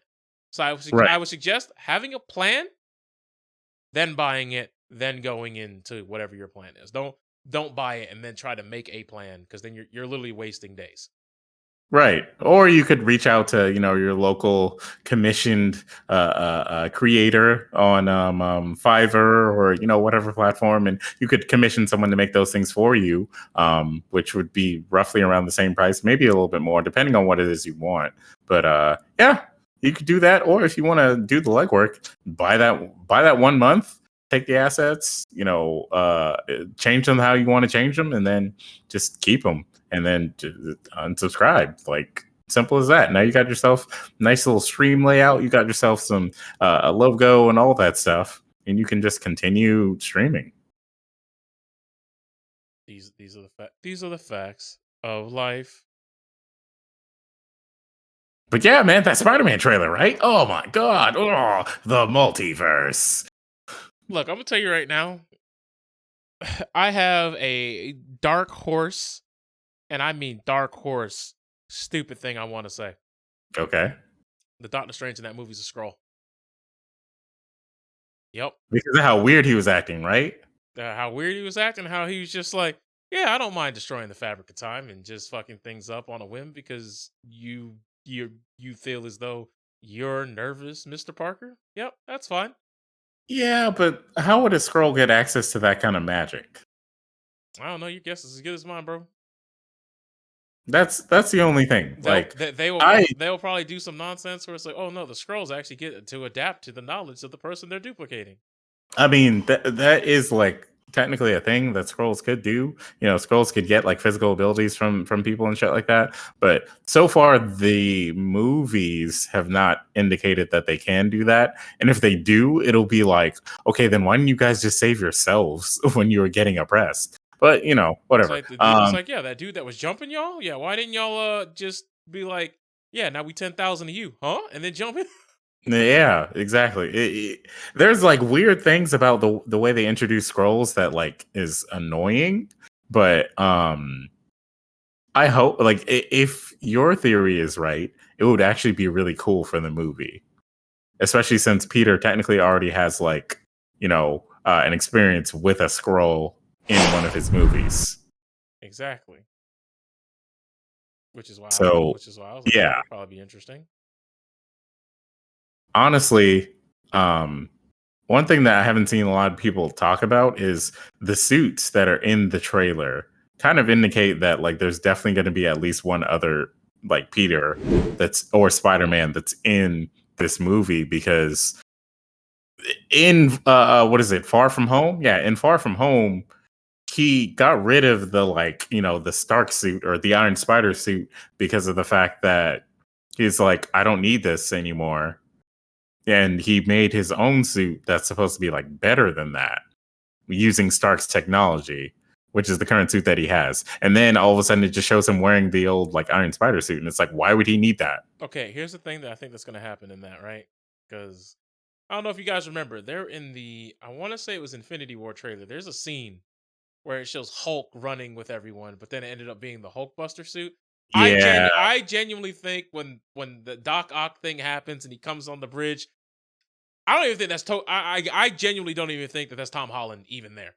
yeah, I think that's going to be like Toby, because he said that, because even though the voice clip is played off screen, so it looks like, it could have been from like any scene. Mm-hmm. This voice clip is like, hey, what's up, Peter? And it's like, why would Doc Ock know Tom Holland? Exactly. So I mean, like it genuinely just wouldn't make any sense. They would have to have like made it so that this like effect from the spell would be that there's a completely different universe and Peter has been living in it, and then current Peter from our universe wakes up in the body of that Peter and is like, what the hell is going on, whatever. But there's like all this like indication that he's going to be like older, wearing a suit and shit like that, and it's like, that's got to be Toby, or that's got to be one of the other ones. And people are saying, Tobey Maguire is older now, so it would be cool if they just left him to be like older version of Peter. And then, Andrew Garfield is like, mid 20s, whatever Peter. And then Tom Holland is young Peter, because of, reasons. And it would be a good balance. And they wouldn't have to waste money like de-aging Tobey Maguire. Exactly. He's like, nah, I've been doing this for years. Exactly. But he could teach Tom Holland some shit. There are only two scenes that we need, though. Okay. We need Andrew Garfield and Tom Holland talking to each other about their web blasters. It's like, what about you, Toby? And then he just peels back his skin a little bit, and then they're just like, yeah. Oh my god, what is that? I wish I could unsee that. And then they should go with the explanation that the comic tried to give to give him that, where he gave birth to himself. Yeah, and then the other The other thing that I think would be just a fun. This is all like a funny fan service moment here, by the way, where they'll do something where Garfield and Toby will be having a conversation about Spidey sense, and that's when Tom Holland will go, "What's that?" It's like, that feeling you get like when something is about to happen, but you don't know exactly what, but then something actually happens and you can react to it. And then he says, "Oh, that's what you guys call it." And then like you could have MJ, Aunt May, Ned being like when Andrew or Toby eventually asks, "What do you call it?" And then they just come in there and say, "His Peter Tinkle." I'm sorry, his what? It's Peter Tinkle, and have them unpack that. That's all. Yeah, those would be nice moments. It would also be nice to have Miles, but those are dreams. The reason Those why I are don't think we're dreams. getting Miles is because remember, next year we're supposed to get Spider Verse 2. Like I didn't forget, it's at 2022 I get that, but like then this could like it would all be connected. for free. The Because Spider-Man connection. Get connected. there's a whole okay, so there's a whole like theory that the What If series is actually going to be connected to the regular MCU because of the fact that multiverse got introduced. So they're going to be like, "Oh, these are tales from the multiverse. These are all different universes." So at the end, it might be like, "Oh, these are universes that you're going to encounter in like different movies, like maybe the Strange movie or maybe even Peter's movie at the end or something." So, um because of that, you could get all kinds of like interesting and strange things that happen here and like all kinds of interesting like interactions that happen so that we could do whatever we want. And that's the cool thing about this. And then they could introduce Miles. Like Miles could be there. Like future Miles could show up. And it could be something similar to how Miles got put into the regular MC or Marvel comic universe after after the recent Secret Wars, or like I guess old now because it's been years, but where originally Miles was Ultimate. Ultimate is the universe where Peter dies. Peter was like officially dead, and so Miles took over. So they took that. In Battle World, you had Miles's universe, and then you had like regular Peter's universe, and then after Battle World, a lot of those universes just kind of like combined into one. And so now you have Miles and Peter who are in the same universe. So they could do something like that, especially since they teased Miles with Prowler, with Gambino being Prowler, which that was dumb, but it was also cute. Gambino being Prowler is kind of trash, but like if they tease Miles, hell, if they get Gambino to be Miles, perfect. I mean, but Gambino is like older now and he's got like a full beard and shit. Damn, this is hard. But like, there's so many things that they could do that could be cool. And I know that like people are gonna set their expectations to certain things and they shouldn't. I think overall the movie's gonna be good because of the ideas they're already showing us. Also, allegedly, the lawyer that is in one of the scenes in the trailer is Matt Murdock. Yeah, so that would be nice. If they slowly introduce the like TV universe characters, I would be totally fine with that. It'll be Luke Cage's time to finally shine. Yeah, a lot of people are upset that Luke took over the club and then you just didn't see him ever again. And then you had Mrs. Jones, and she just kind of went like, "Meh." Jessica Jones's last season was like very, very strange for what they were trying to like set up for that character. It seems like she just did stuff, and then it was like, "All right, na." Also, Patsy was ruined, man. Hellcat is like one of my favorite characters. She was just like awful all around. Trish was just terrible. She was absolutely terrible. That was just it. And it was just like, oh, she's spoiled.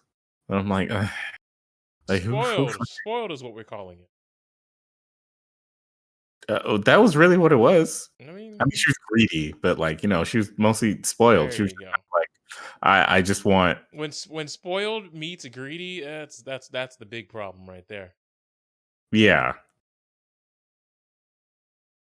like, okay, I get it that they set up the whole story of like Trish was being whored out by her mom to be like a star and stuff, and like, you know, that meant she might have been like in some like, you know, Me Too type of situations with some of the directors because her mom was garbage and was like one of those dance mom types. But No, man, this man said dance moms. Oh, that gives me yeah, that puts fear in my heart. that was supposed to be her mom's character the entire time. But Jessica had been through all kinds of like absolutely horrible thing. Like it was like back to back horrible things to a point where like there's a whole portion of her life where she didn't have any sort of autonomy over her body. She didn't have body autonomy at all. Like she didn't have control of herself at all because you had the world's probably worst rapist known to man in the Purple Man, who was David Tennant, who was just called Kilgrave in the show. But yeah, you had that whole Yeah, thing. like his power that is horrifying. Extremely horrifying. I could just pull up and be like, yeah, you do this, and I could just Mangekyo Sharingan your ass to do it. It's wild. And then there was the whole thing with her mom, which was the central part of that season. And like it was just so stupid the way they ended it. And then they were like, Jessica's now leaving. And I'm like, but why? Like what else would you like? Why would you do this? You can clearly tell that the movies and the and those TV shows were clearly done by just omegally different staffs with different visions. And that's why one of them got canceled and the other ones didn't. I still can't believe Agents of Shield was a thing. Like I'm not even gonna hold you, bro. That's I'm to this day. That's I still didn't wild to watch. me. I didn't watch almost any of that, and they introduced all kinds of characters. That was like, it would have been very interesting to see you in the MCU. Like they had Ghost Rider in there, like the latest version of Ghost Rider in there, where his car is his wit. You know, that's his tool. And it was like they did all of that, but this is for a show that people didn't watch, and it doesn't really matter. Like only the first season of that show mattered for the canon. The messed up part is you damn right. That's exactly how it went down. It sucks, but you know, Daredevil is a gem. You know, the guy that played Matt Murdock is a gem. It's good to like introduce him in the universe. What is it? Mike Coulter, I think was his name. The guy that played Luke Cage, he like also a gem. Bring him back. He's perfect for Luke Cage. No one else is going to be better right now. Jessica Jones, also great. Put her in there. I mean, you don't have to, but like her character, even in the show, is like built to be like what she should be in the movies, which is like a side character who pops up for cameos and is like, "Hey, what's up, guys? Oh, you need help fighting somebody? Cool, I'll do this. Anyways, I'm going home now. Whatever." Spider-Man multiverse shit is like, bro, William Dafoe coming back. Godspeed, Spider-Man. Like, yo, if Hey, I no. William Dafoe deserves it because I don't know if y'all remember, my man was originally supposed to be in the original cut of Justice League, and they they just cut that man's whole character about that movie, bro. they put him in the Snyder cut though, Yeah, he for was there for the Snyder cut. 2 seconds. I mean, I'm sure the paycheck cleared all the same. I'm just saying, I would be upset. I would be upset too. Like, what the hell? Like, You had don't me cut wear this me a movie. uncomfortable armor. You got me out here speaking in proverbs, and then I'm not even there. Absolutely terrible. I'd be feeling some type of way. I'm not even gonna hold you about that because, like I said, William Dafoe, his acting chops are not to be trifled with. We know who that man is.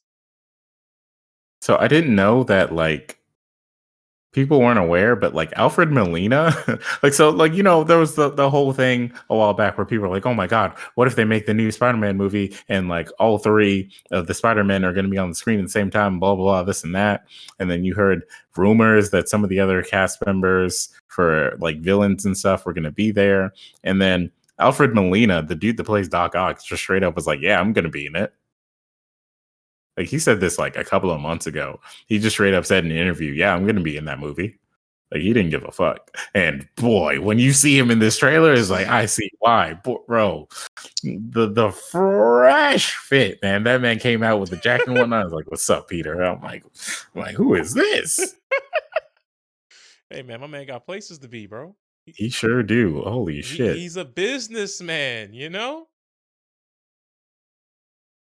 I really You hope don't have time to be wasting around with you randos. if they do introduce Miles, I hope it's like the PS4 game where Miles is a character and like he could be a character who's like a background character for a while, and then maybe they tease his powers like at the very end, and him and Peter have like a brother type relationship or like a like master protege type relationship going throughout, because that's the thing I never liked about Miles being introduced. He was always introduced as like a replacement to Peter, and it like would have been better if he was like a character That was who already was there. established. Who knew how to be himself already. Yeah. Or he was a character who was established who had someone to teach him how to like, be himself. Like the torch was actually being passed, and it wasn't like Peter's dead, so we need a new one now. Like, Nah, man, Peter ain't coming back, bro. I mean, hey, what if they introduce Silk? That would be fucking hilarious. Now, come on now. You know that's not happening, bro. Let's relax. Well, you remember her backstory, right? Unfortunately, I do not. Talk to me. Okay. So, Ow.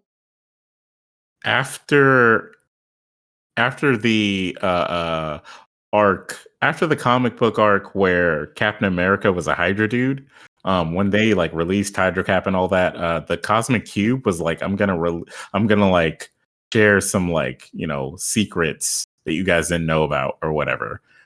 So like that's when you find out Thor has a sister, and like one of the secrets was that Peter finds out that there was another person who got bit by one of the original like 10 or 8 or whatever spiders that bit him, and she was like locked away in some like the weird facility or whatever for a long ass time. And so he finds her, and because they're from the same spiders, they were like instantly attracted to each other, and they were like banging for like days and stuff. But eventually she becomes her own like spider superhero, but she has like similar powers to Peter. Interesting. Yeah, it was one of those things where they're like, we want to put new stuff here, so we're just gonna kind of like retcon some things. Well, I mean, let's face it. Every comic book at this point retcons itself almost with every new issue that comes out. So I mean, can you really blame them if it allows them to be more freeform with their writing? As much as I think it sucks to break character and break tradition and write yourself into plot holes or contradictions, fuck it. It seems to be working wonders for DC. That's Cap, by the way. I just want to make sure that's 100% understood. Okay, guys, we're gonna introduce New 52. Oh, you don't like that? DC Rebirth. That's right. We're gonna reverse New 52. Like, all right. Yeah, but have you seen Starfire's daughter? Oh God, we talked about that. Yeah, we sure did. We tried to warn everybody, and did that now comic ever come out? Like, is that like a real thing? Did it get canceled? It came out recently. Oh, it came out recently. That's why people were talking about it recently, because it finally came out and people were like, "What the fuck is this?" And yeah,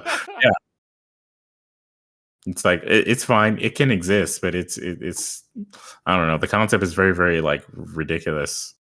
It's very it's outrageous, but Starfire's daughter just wants to cosplay as Raven. Congratulations. That's all we've really accomplished here. No, Mom, I don't want to be a superhero. I mean, that's fine.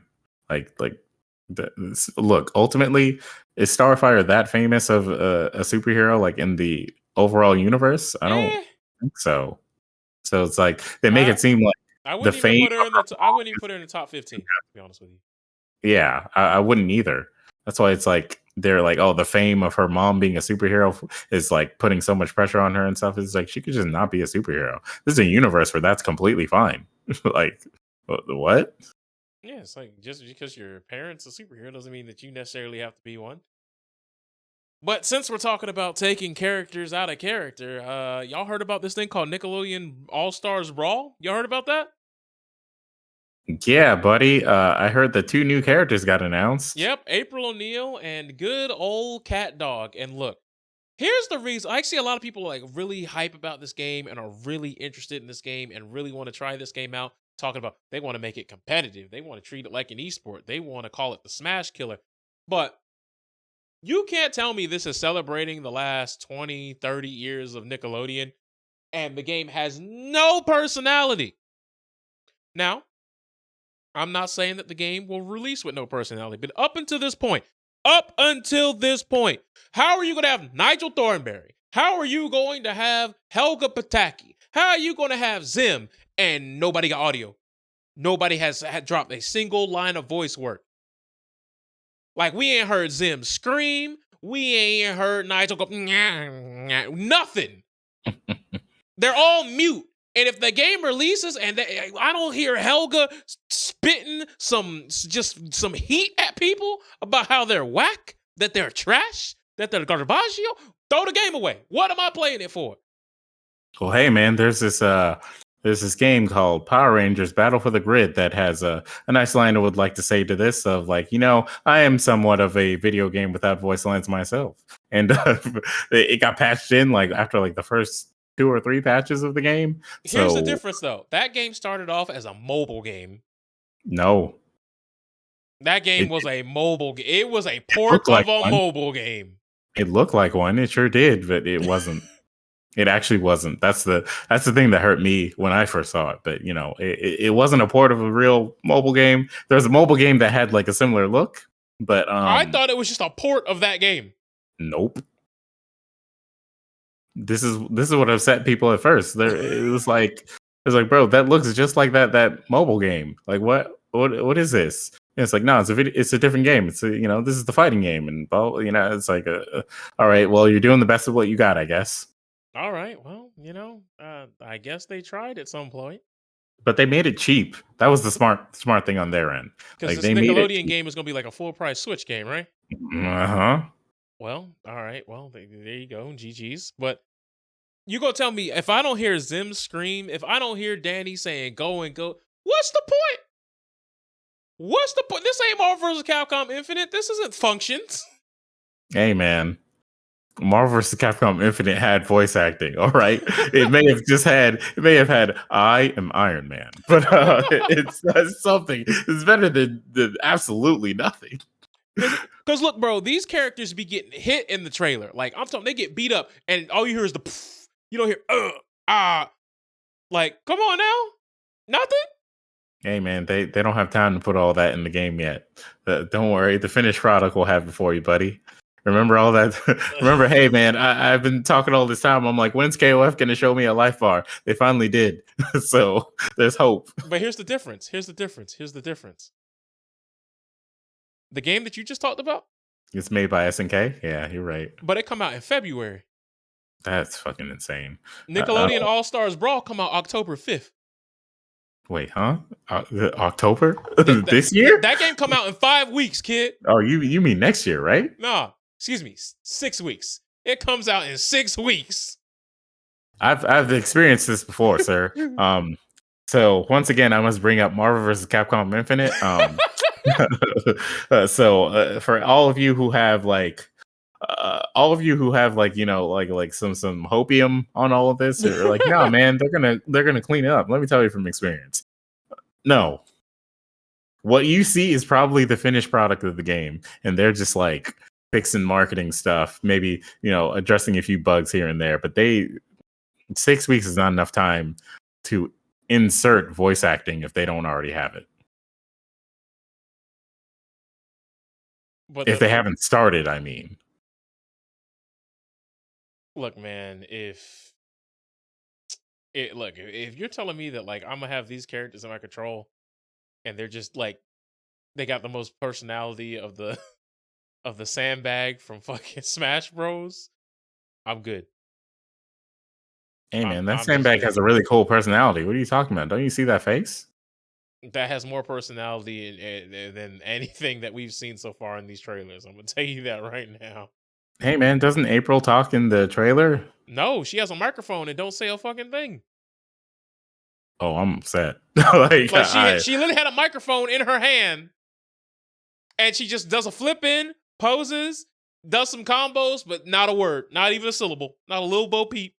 not even like a phrase. Nope, nothing.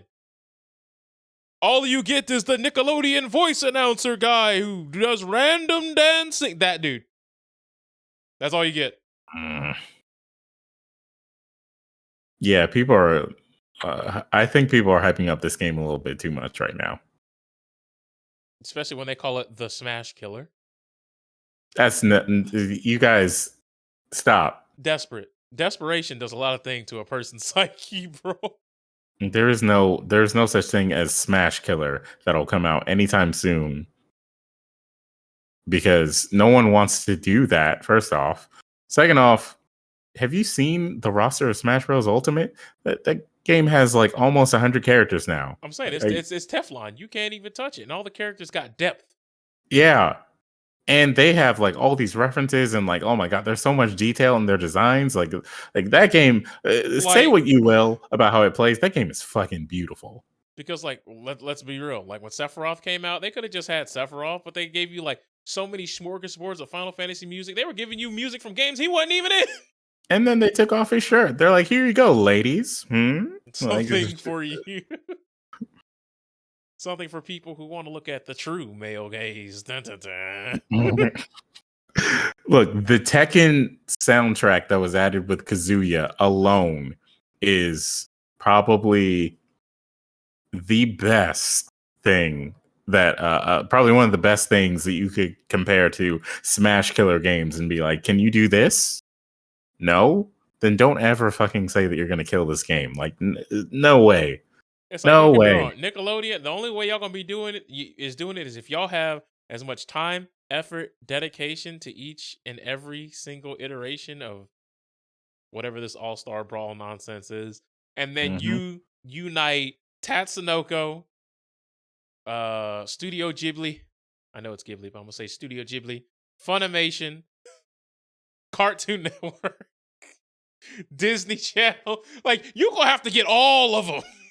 Anime, things from the West. You had to get the knockoff Chinese anime that they got over there. You had to get everybody together into one video game and then have it graphically, aesthetically, performance based wise, and just mechanically, and all of it have it be sound and at least on equal footing with what Nintendo has done with Smash over the years.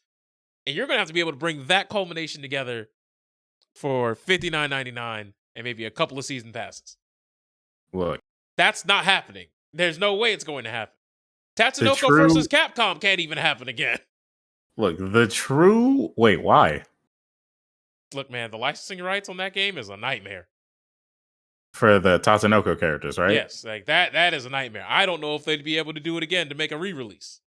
I mean, look, the true savior of fighting games or of video games right now would have to be another versus game. Like it would have to be some kind of TVC 2. But TVC has proven that literally Capcom can just have any other like roster and make it good. As long as their characters are like interesting enough or cool enough to make fighting game characters out of. So Because I mean, the only people I knew were Cashin from Cashin Sins and Karis. That's it. From the Tatsunoko brand. I ain't know Ken the Eagle. I ain't know none of them folks. damn man. Damn. I'm not, Well, that's I'm fair. not, so I'm not even gonna hold y'all. Most of the people I knew ain't know nobody.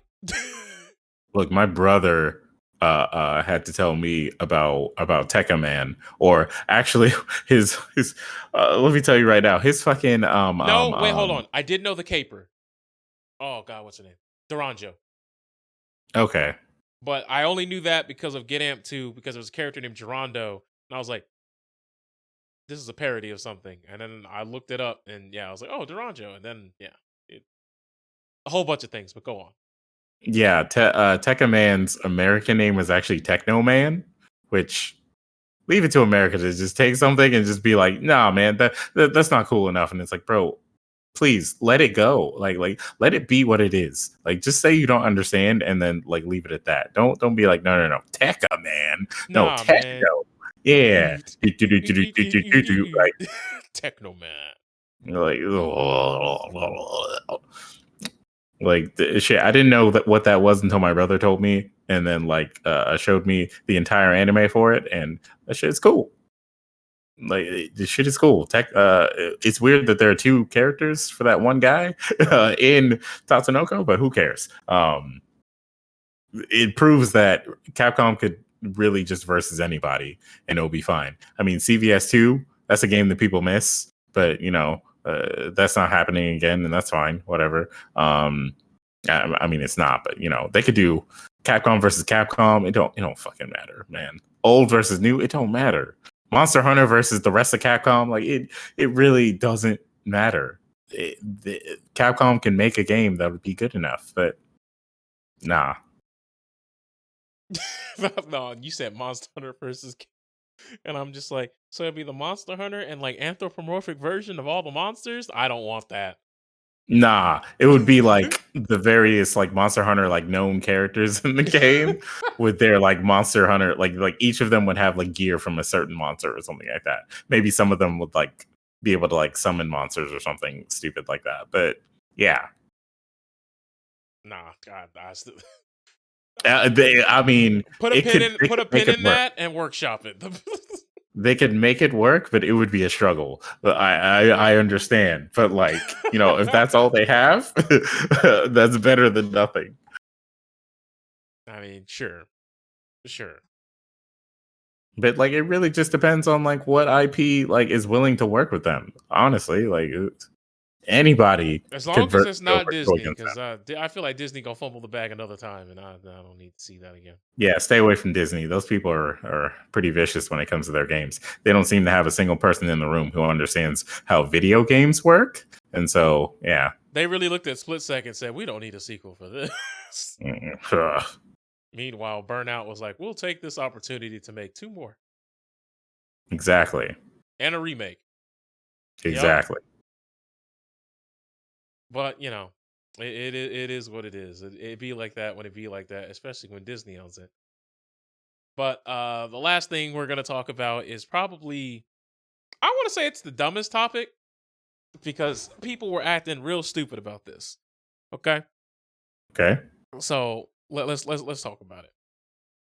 Everybody seems to be talking about this thing called Day Off Twitch, where streamers are supposed to boycott Twitch for a 24-hour period and take the day off. Why? Because the hate raids are coming and everyone hates them. And, you know, we've talked about it for weeks that, you know, the hate raids, what they are, what they entail, how streamers feel like, oh, woe is me. I can't go on. There's no way that I can alleviate myself from this just painful experience of these bots coming into my stream and dampening the experience from my community. And I understand why you might fret about that. I would understand why you'd be upset about that. 150,000%. I'm rocking with you, and I hope you're rocking with us. All right? I get that. 100%. But y'all think that the solution is to go off Twitch for 1 day. Let me tell you something. The human body can probably go, 3 to 4 days without eating before, you know, you croak. Let me tell you something. When you don't have food for that long, you start getting delirious. You know, your body starts shutting down, and then your brain goes, look, if we somehow survive this, we're never doing this again. And you learn your lesson that you're not going to go 70 to 100 hours without eating food, right? Clearly, we understand this, right? Right. Because pain usually is one of the best teachers.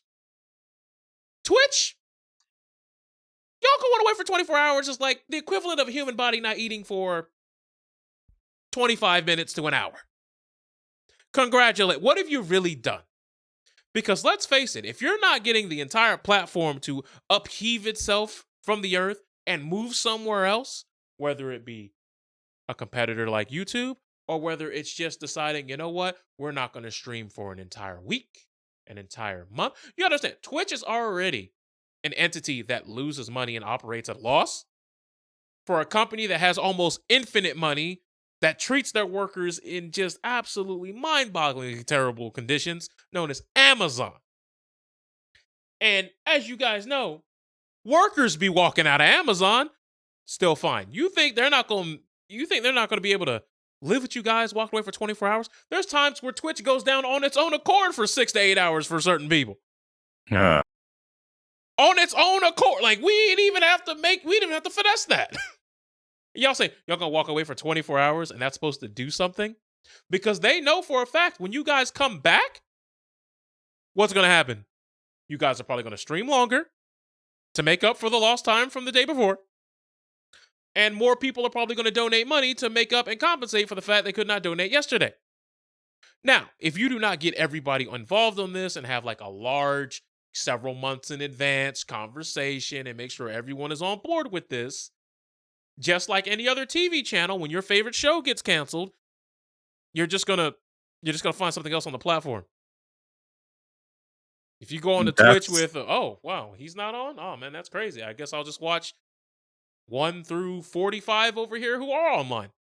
I mean, that is the thing. That is what happened. We've actually seen that recently, like how it plays out when XUC couldn't stream for X amount of days. You know, you had a bunch of people making the meme of like, oh, day 6 without XUC, content and whatnot, and people a bunch of juicers going into other people's channels and being fucking head asses and whatnot. Like, they're gonna go somewhere else. And the thing is, I'm not gonna lie to you right now. If all the top streamers were to stop the streaming for like a week or whatever, I would become the next top streamer. That's right. You're all going to come to my stream. You're all going to see me. That's it. Like I said, if you get all the top streamers to stop, there's going to be somebody who's going to take that as the golden ticket opportunity to be like, exactly. All my competition's offline. Yeah. It's time for me to shine. That is exactly how it's going to be. You can't really get everybody to just not be on Twitch on purpose for longer than like maybe 2 hours. So, because you got to remember, we live in a country where, well, I'm just talking about from the United States perspective, because that's where a lot of people seem to think the entire world revolves around. It doesn't. There are people in Japan who are like, I mean, this shit has nothing to do with me. I'm not affected. They don't even speak my language. Right. There's people who are streaming from aforementioned Dubai. Don't give 2 fucks about any of the shit that's going on over here. But if we want to keep it on the Western, US, Canada, spectrum here, a little bit of Europe, yes, it is definitely unfortunate, but you got to understand, we live in countries where Brexit happened. We live in countries where some people looked at Hillary and said yes. Some people looked at Trump and said yes. There are people out here who are still screaming about not my president today, about Biden, when we still had some people who spent the last 4 years prior saying the exact same thing about Trump. You can't even get people to agree on what policies they want for their country. You think you gonna get someone to agree about what pixels are on a chat? You can't even get people to agree to do something that's going to make sure that everyone else is like healthy, so that we could all like go outside and like be safe outside. I can't even trust y'all to wear a mask. You think I can trust y'all to unplug? No way. Bro, look at all of the like conservative commentators who were like, yeah, I'm sick, but this isn't even that bad. Yeah, don't worry, guys. I'll be fine in 2 days, and then they die. like that's a whole ass thing that's happening. So to be able to say, hey, yeah, everyone who's a Twitch streamer, especially the big ones, you guys should all stop streaming for 1 day. Sure, it would be a sign to like Twitch and Amazon of like, oh man, they really mean business here. We should probably do something about it. But like, it's not. Ultimately, all it takes is Bezos to be like, replace them, guys. Because here's the thing that y'all have to understand about how lazy Twitch is. Somebody put together an algorithm with an AI, and they showcased that there's like 2.79 million different combinations of characters that the Twitch chat accepts that could spell out the word jogger. And since there's more acrylic, Cyrillic, and various other ways to morph the N character as opposed to a J character, we can assume there's even exponentially more for the N-word in question. Now, that being said, let's just say there's 2.79 or 3 million or even more than that with this certain amount of, characters that are allotted to spell out the N-word slur in chat on Twitch.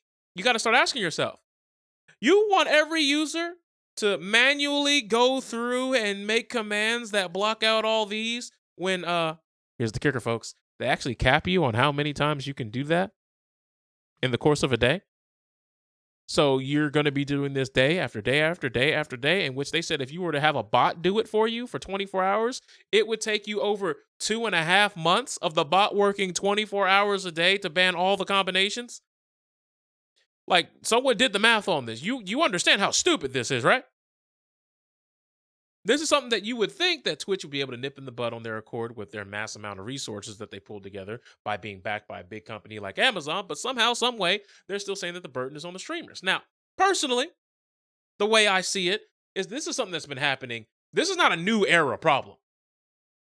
We've seen it time and time again where it could be emojis, it could be slurs. They will be hurled from the top of the heavens all the way to the deepest depths of hell here on Twitch. Because how many of you remember anytime a black person was hosting a program, whether it be Overwatch League events, whether it be a fighting game tournament, you would have degenerates start spamming the tri-hex emoji. The tryhard? Y'all know what I'm talking about. Y'all know down. As soon as you see someone of the melanated persuasion on some of these big channels getting their own platform, you see it in the chat. Like, this is nothing. This has been going on probably for the better portion of this decade. It's been happening since early Twitch. Yeah. This is nothing new here. It's just that now that a bot is doing it in mass on purpose, and now it's getting a lot of attention because it's stirring up a lot of shit. Especially now that, the bot is, having people be thanked.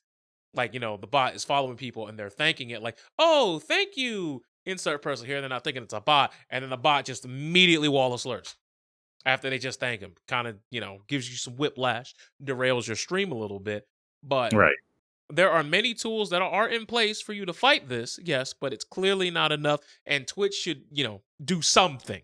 There should be some sort of intervention there to show that they care just the teeniest bit. Which brings me to Asmongold, because Asmongold had actually 2 years ago, he talked about exactly what I'm talking about when it comes to the try-hard emoji being spammed every time a black person shows up in any capacity. Or I believe there was a game that he was playing, because I believe the clip was he was in a game where there was just giant ape-looking things, and people were just starting to spam the try-hard mode. Like, you clearly know what they're doing. And he was calling that shit out for what it is, as, that fuck shit. However, some people are saying that he's racist because he said that, hey man, this day off Twitch thing sucks and it's not his problem. Now, whether you want to read into it not being his problem, he's already shown that like he understands why this is a shit idea and it's not going to do anything. Because let's face it, a lot of you content creators, y'all need your money to be looking right at the end of the month because y'all do this for a living. And some of y'all do not have what I would like to call the wherewithal, or let's just say the common sense, to not overspend beyond your means. And y'all need to make sure every check is looking very similar to the last one. Otherwise, you're going to be in some dire straits very, very soon. So missing a day, especially for those of you streamers who are big time and you guys have schedules you have to keep, it's not going to look good. Especially if, Twitch day off falls on a day where you're off. It's easy for you to beat your chest and say, yeah, that's all right. No stream for anybody. It's like, you weren't streaming anyway, pal. Exactly. It's like, so who are you? Who are you to tell me in this situation that I have to take time out of my day and out of my check to appease you when you'll be streaming at the same bat time, same bat place the next day? Now, that being said, if you guys were really about it, and I mean like really about it, this is what we need to do. Mass exodus. I'm talking about you move to YouTube, you find any of these other places to put up your content, become a TikToker for a month, something of that nature. If your audience really fuck with you like that, they'll come. Arrange more things to do in the Discord. Have a movie night, have a game night, do something where you and your viewers can continue being a community.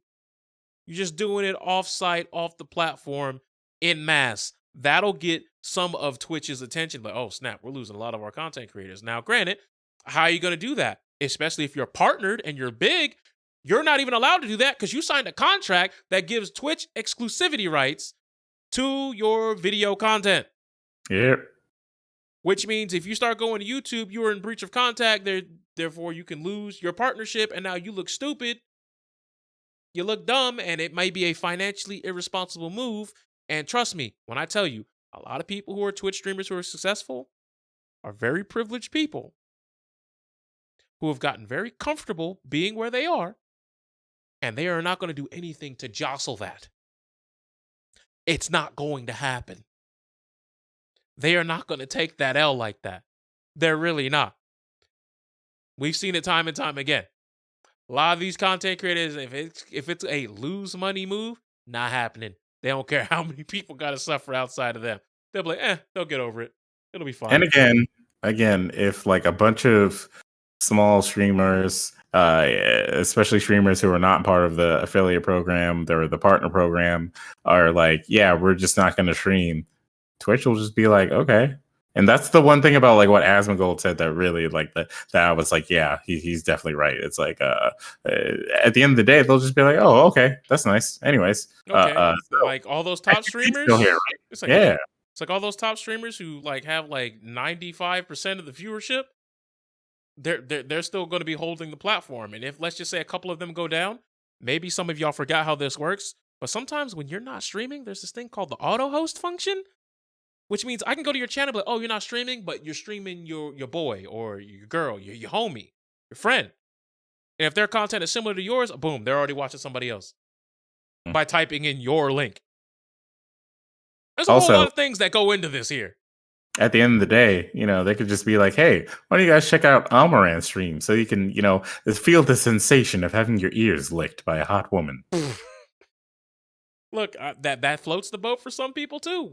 Once again, there's a reason why they're on the platform. You showed me today that something popped on your feed by someone named Spoopy Kit. I think I'm reading that right.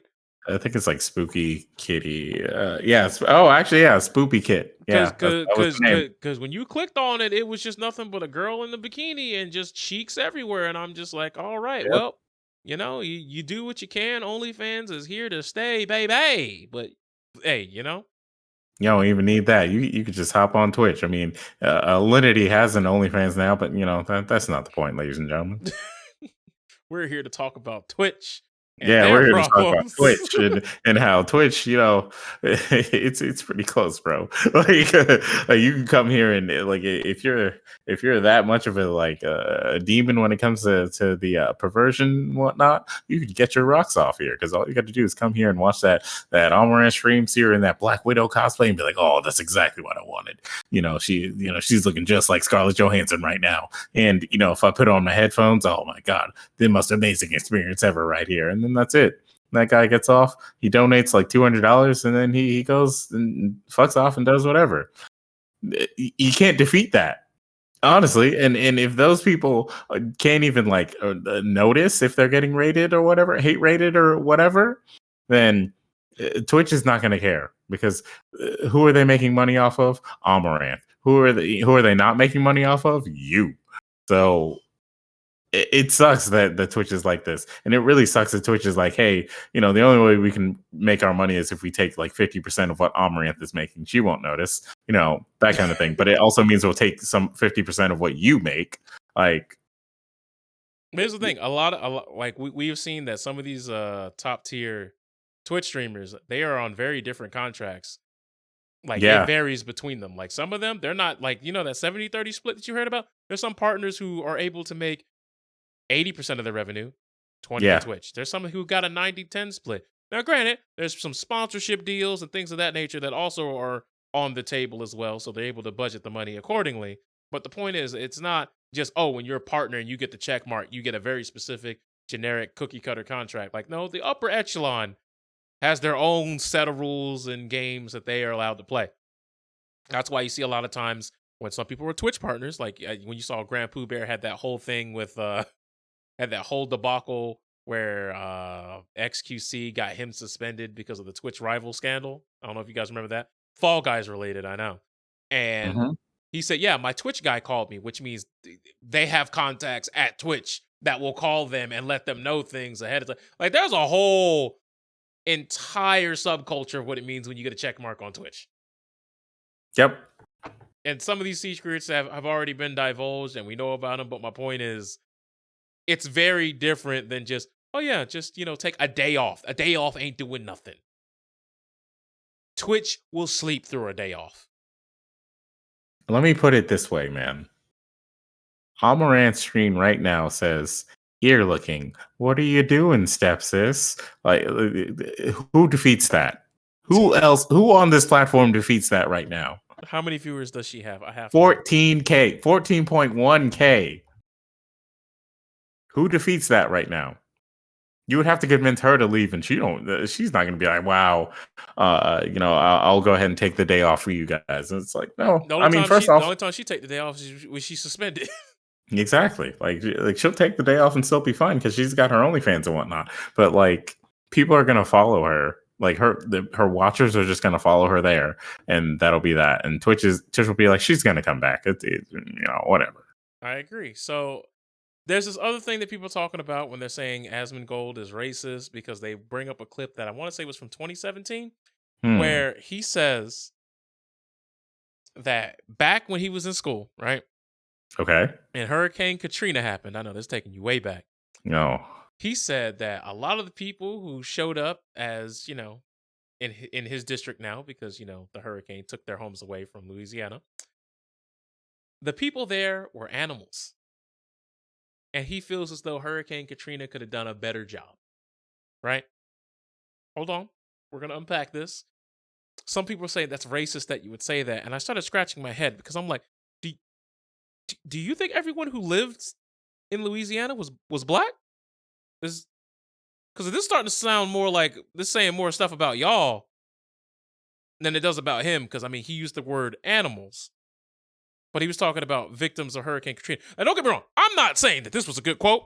I'm not saying he's a good person. If you want to say that you're going to use this to nail him to the cross as he is a gigantic asshole, by all means, you're on target there. In that clip, you were on nailed it. But people are saying he was racist, and I'm like, so the context clue that y'all got was the word animals, and you just assumed he was talking about black people? Do y'all see a problem with that? Y'all see how weird that is? Like, y'all have to let the hurricane went up to black people's house and said, I'm a huff, and I'm a puff, and I'm a... Oh, white person lives there. Don't worry. I'll leave you alone. That's not how hurricanes work. Rest assured, that's not how hurricanes work. I've seen hurricanes. Indiscriminate acts of a natural disaster. I don't know. What are your thoughts? Is he racist for that? No, if that's the only evidence. Uh-oh, you're cutting out. Oh, not only did he cut out, he disappeared. Unless it's my internet. Wait a minute. Hold on, guys. Can you see me? Oh, he's offline. He got super smoked. All right, well, it'd be like that when it be like that, but the show must go on. But using what we have here, to say that's racist, I'm just feeling like you're grasping in thin air for straws. Like, y'all are really on punch the air o'clock right now. It just doesn't make any sense. But I guess if that makes y'all happy, do y'all? But it's just weird to me that this is where we're going with it at this point. Oh, I think he's back. Wait a minute. I'm gonna fight. All right, I'm fighting them. You're gonna fight Spectra?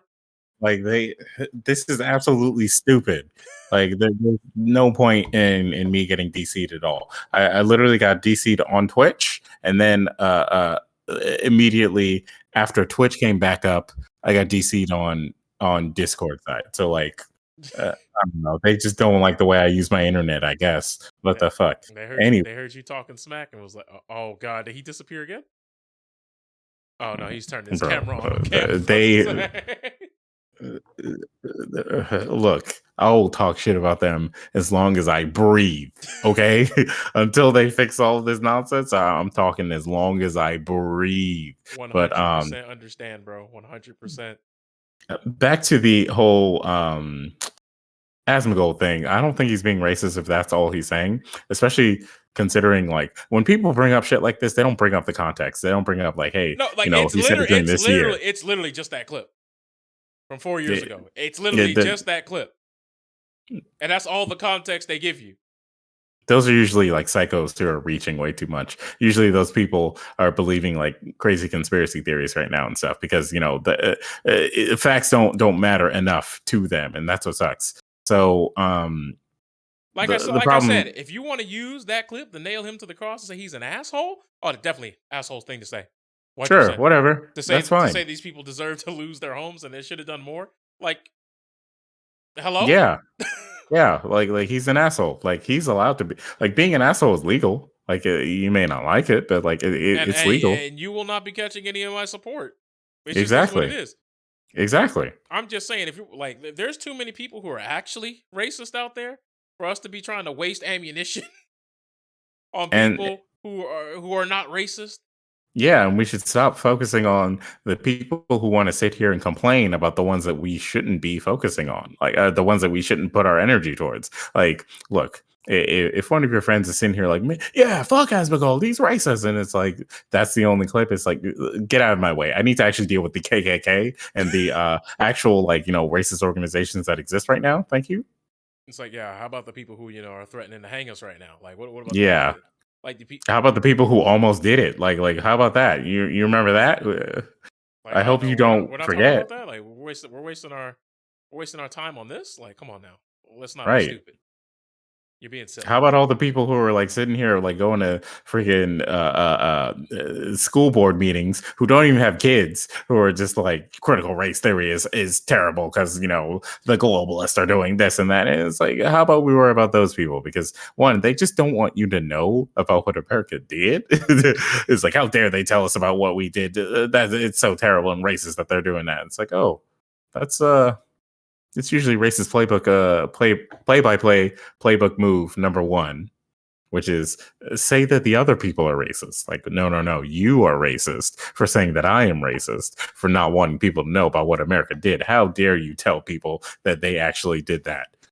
Like, hey, look, man, you got to look at that dude who was in that parent-teacher conference meeting, hit him with the, then why didn't you stay in Mexico? And that lady in the back, you need to leave. Y'all remember that video? We talked about it a few weeks ago. Yeah. And then you also have shit like, look, you have people like Candace Owens' brother, who's like, oh, they're saying that critical race theory is teaching people that black people won't be able to actually prosper in this society because it's racist or whatever. But I have medical degrees, and it's like, bro, that's not what that says at all, and you know that. It's like that's a problem also because now people are going to be like, see, he's a black guy and he said it, therefore it's not racist, and it's like And for those of you who just want like a TLDR, what is critical race theory? So essentially, right, it's basically a way of teaching how race and how government litigation and how the courts have basically used race as a stepping stone or a cornerstone, however you want to phrase it, to determine what is punishable, by how much it's punishable by, like, showing discrepancies that in white neighborhoods doing this crime is worth X amount of time versus black neighborhood. Like, basically, it's showing how U.S. law and the challenge mainstream American, liberal approaches to how racial justice is interpreted and enforced in our country. Granted, it goes a lot deeper than that. There's things about historic, but I'm here to talk about just the baseline level one. I'm at level one right now. Mm-hmm. That's about it. Also, this is taught in colleges. This is not taught in like in your preschools or your grade schools or anything like that. So the people who are complaining that this is going to be added to the curriculum, it's not. Usually, it's going to be what you and I learned in grade school, which is, hey guys, slavery happened and that was not cool. And how it affects social and institutional dynamics. Like, hey, do you remember this time where people like us, people that you see on your screen, couldn't go to the same school as you? Right. Do you remember that? Do you remember there was a period of time where if we're out in public at a park, York's local government would remodel a water fountain right here that I or he could not drink from? And we had to go to this dark, obscure corner that was legitimately put out of the way so where not many people could witness what could happen there. And it said coloreds on it. And we had to drink out of the sewage facility looking water fountain while y'all got the pristine water here. And if I Hmm. or him were to dare touch the pristine water fountain, we risk, I don't know, forfeiting our life to hydrate. Yeah. And remember how it was legal for them to just beat you up if you showed up to the quote unquote wrong water fountain or wrong room or wrong store? Like, You didn't even have to use it. I could just be near him, like, what are you doing here, boy? And it's raps. yeah, exactly. What are They you doing around here, these parts, boy? and you some of y'all forget, like, this type of stuff was only happening like 60 years ago. There are people who were born in this era who haven't even collected a senior citizen check yet. They don't even get the senior citizen discount because they're not old enough. Yep.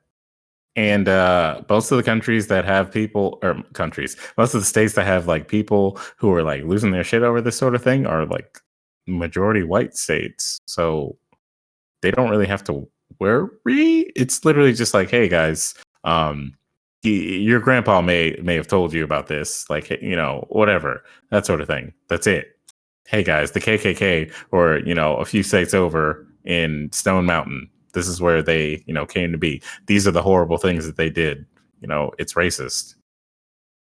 I mean, if you look at the baseline of what the Civil War was about, the South was like, you're not taking our slaves away. This is what we built off the back of our country. Like this is exactly who we are. We're a new country. We're not part of the Union. We secede. And the baseline of this was they were going to use slaves as soldiers that were basically fighting for the side that wanted to keep them slaves. So you're basically technically having slaves fight for their own enslavement. Yes. And you're going to turn around and you're going to tell me that in modern America, until recently, a lot of the southern states still had memorials dedicated to the people who wanted to keep these people as slaves. There's a lot to unpack there. And you can't just gloss over it. There has to be a tactful and meaningful discussion about these things that a lot of people are trying to make sure that we no longer have. But, you know, that's usually how it goes. Look, this goes in with a lot of other things that are happening socially right now that involve people just saying stuff because they can, because they have social media and whatnot. The people who weren't really paying attention in grade school when we were being taught some of these things, because we find out later they didn't teach teach us like all of it. They didn't teach us some of the more specific things that say like, yeah, definitely horrible people that were involved in this, whatever, right? The people who weren't paying attention to those things are the loudest ones right now, who are just like, how dare they talk about this and that? Like I heard, that it didn't even happen that way. It actually happened a different way. And it's like, that's nice, but I know the facts. So, The facts, eh? yeah. Then it becomes like a matter of, oh, well, your facts are not as good as my facts. And, again, people who didn't pay attention in school are trying to now tell you that they know everything. And it's like, for a fact they don't. Look, Like, look, it's just a shit show. All right, we'll just call it that. It is what it is. It is the drizzling shits. It has always been the drizzling shits, and I don't think we're gonna live in an era where it's not the drizzling shits, because no one wants to talk about when your country sucked. That's a look, tough thing.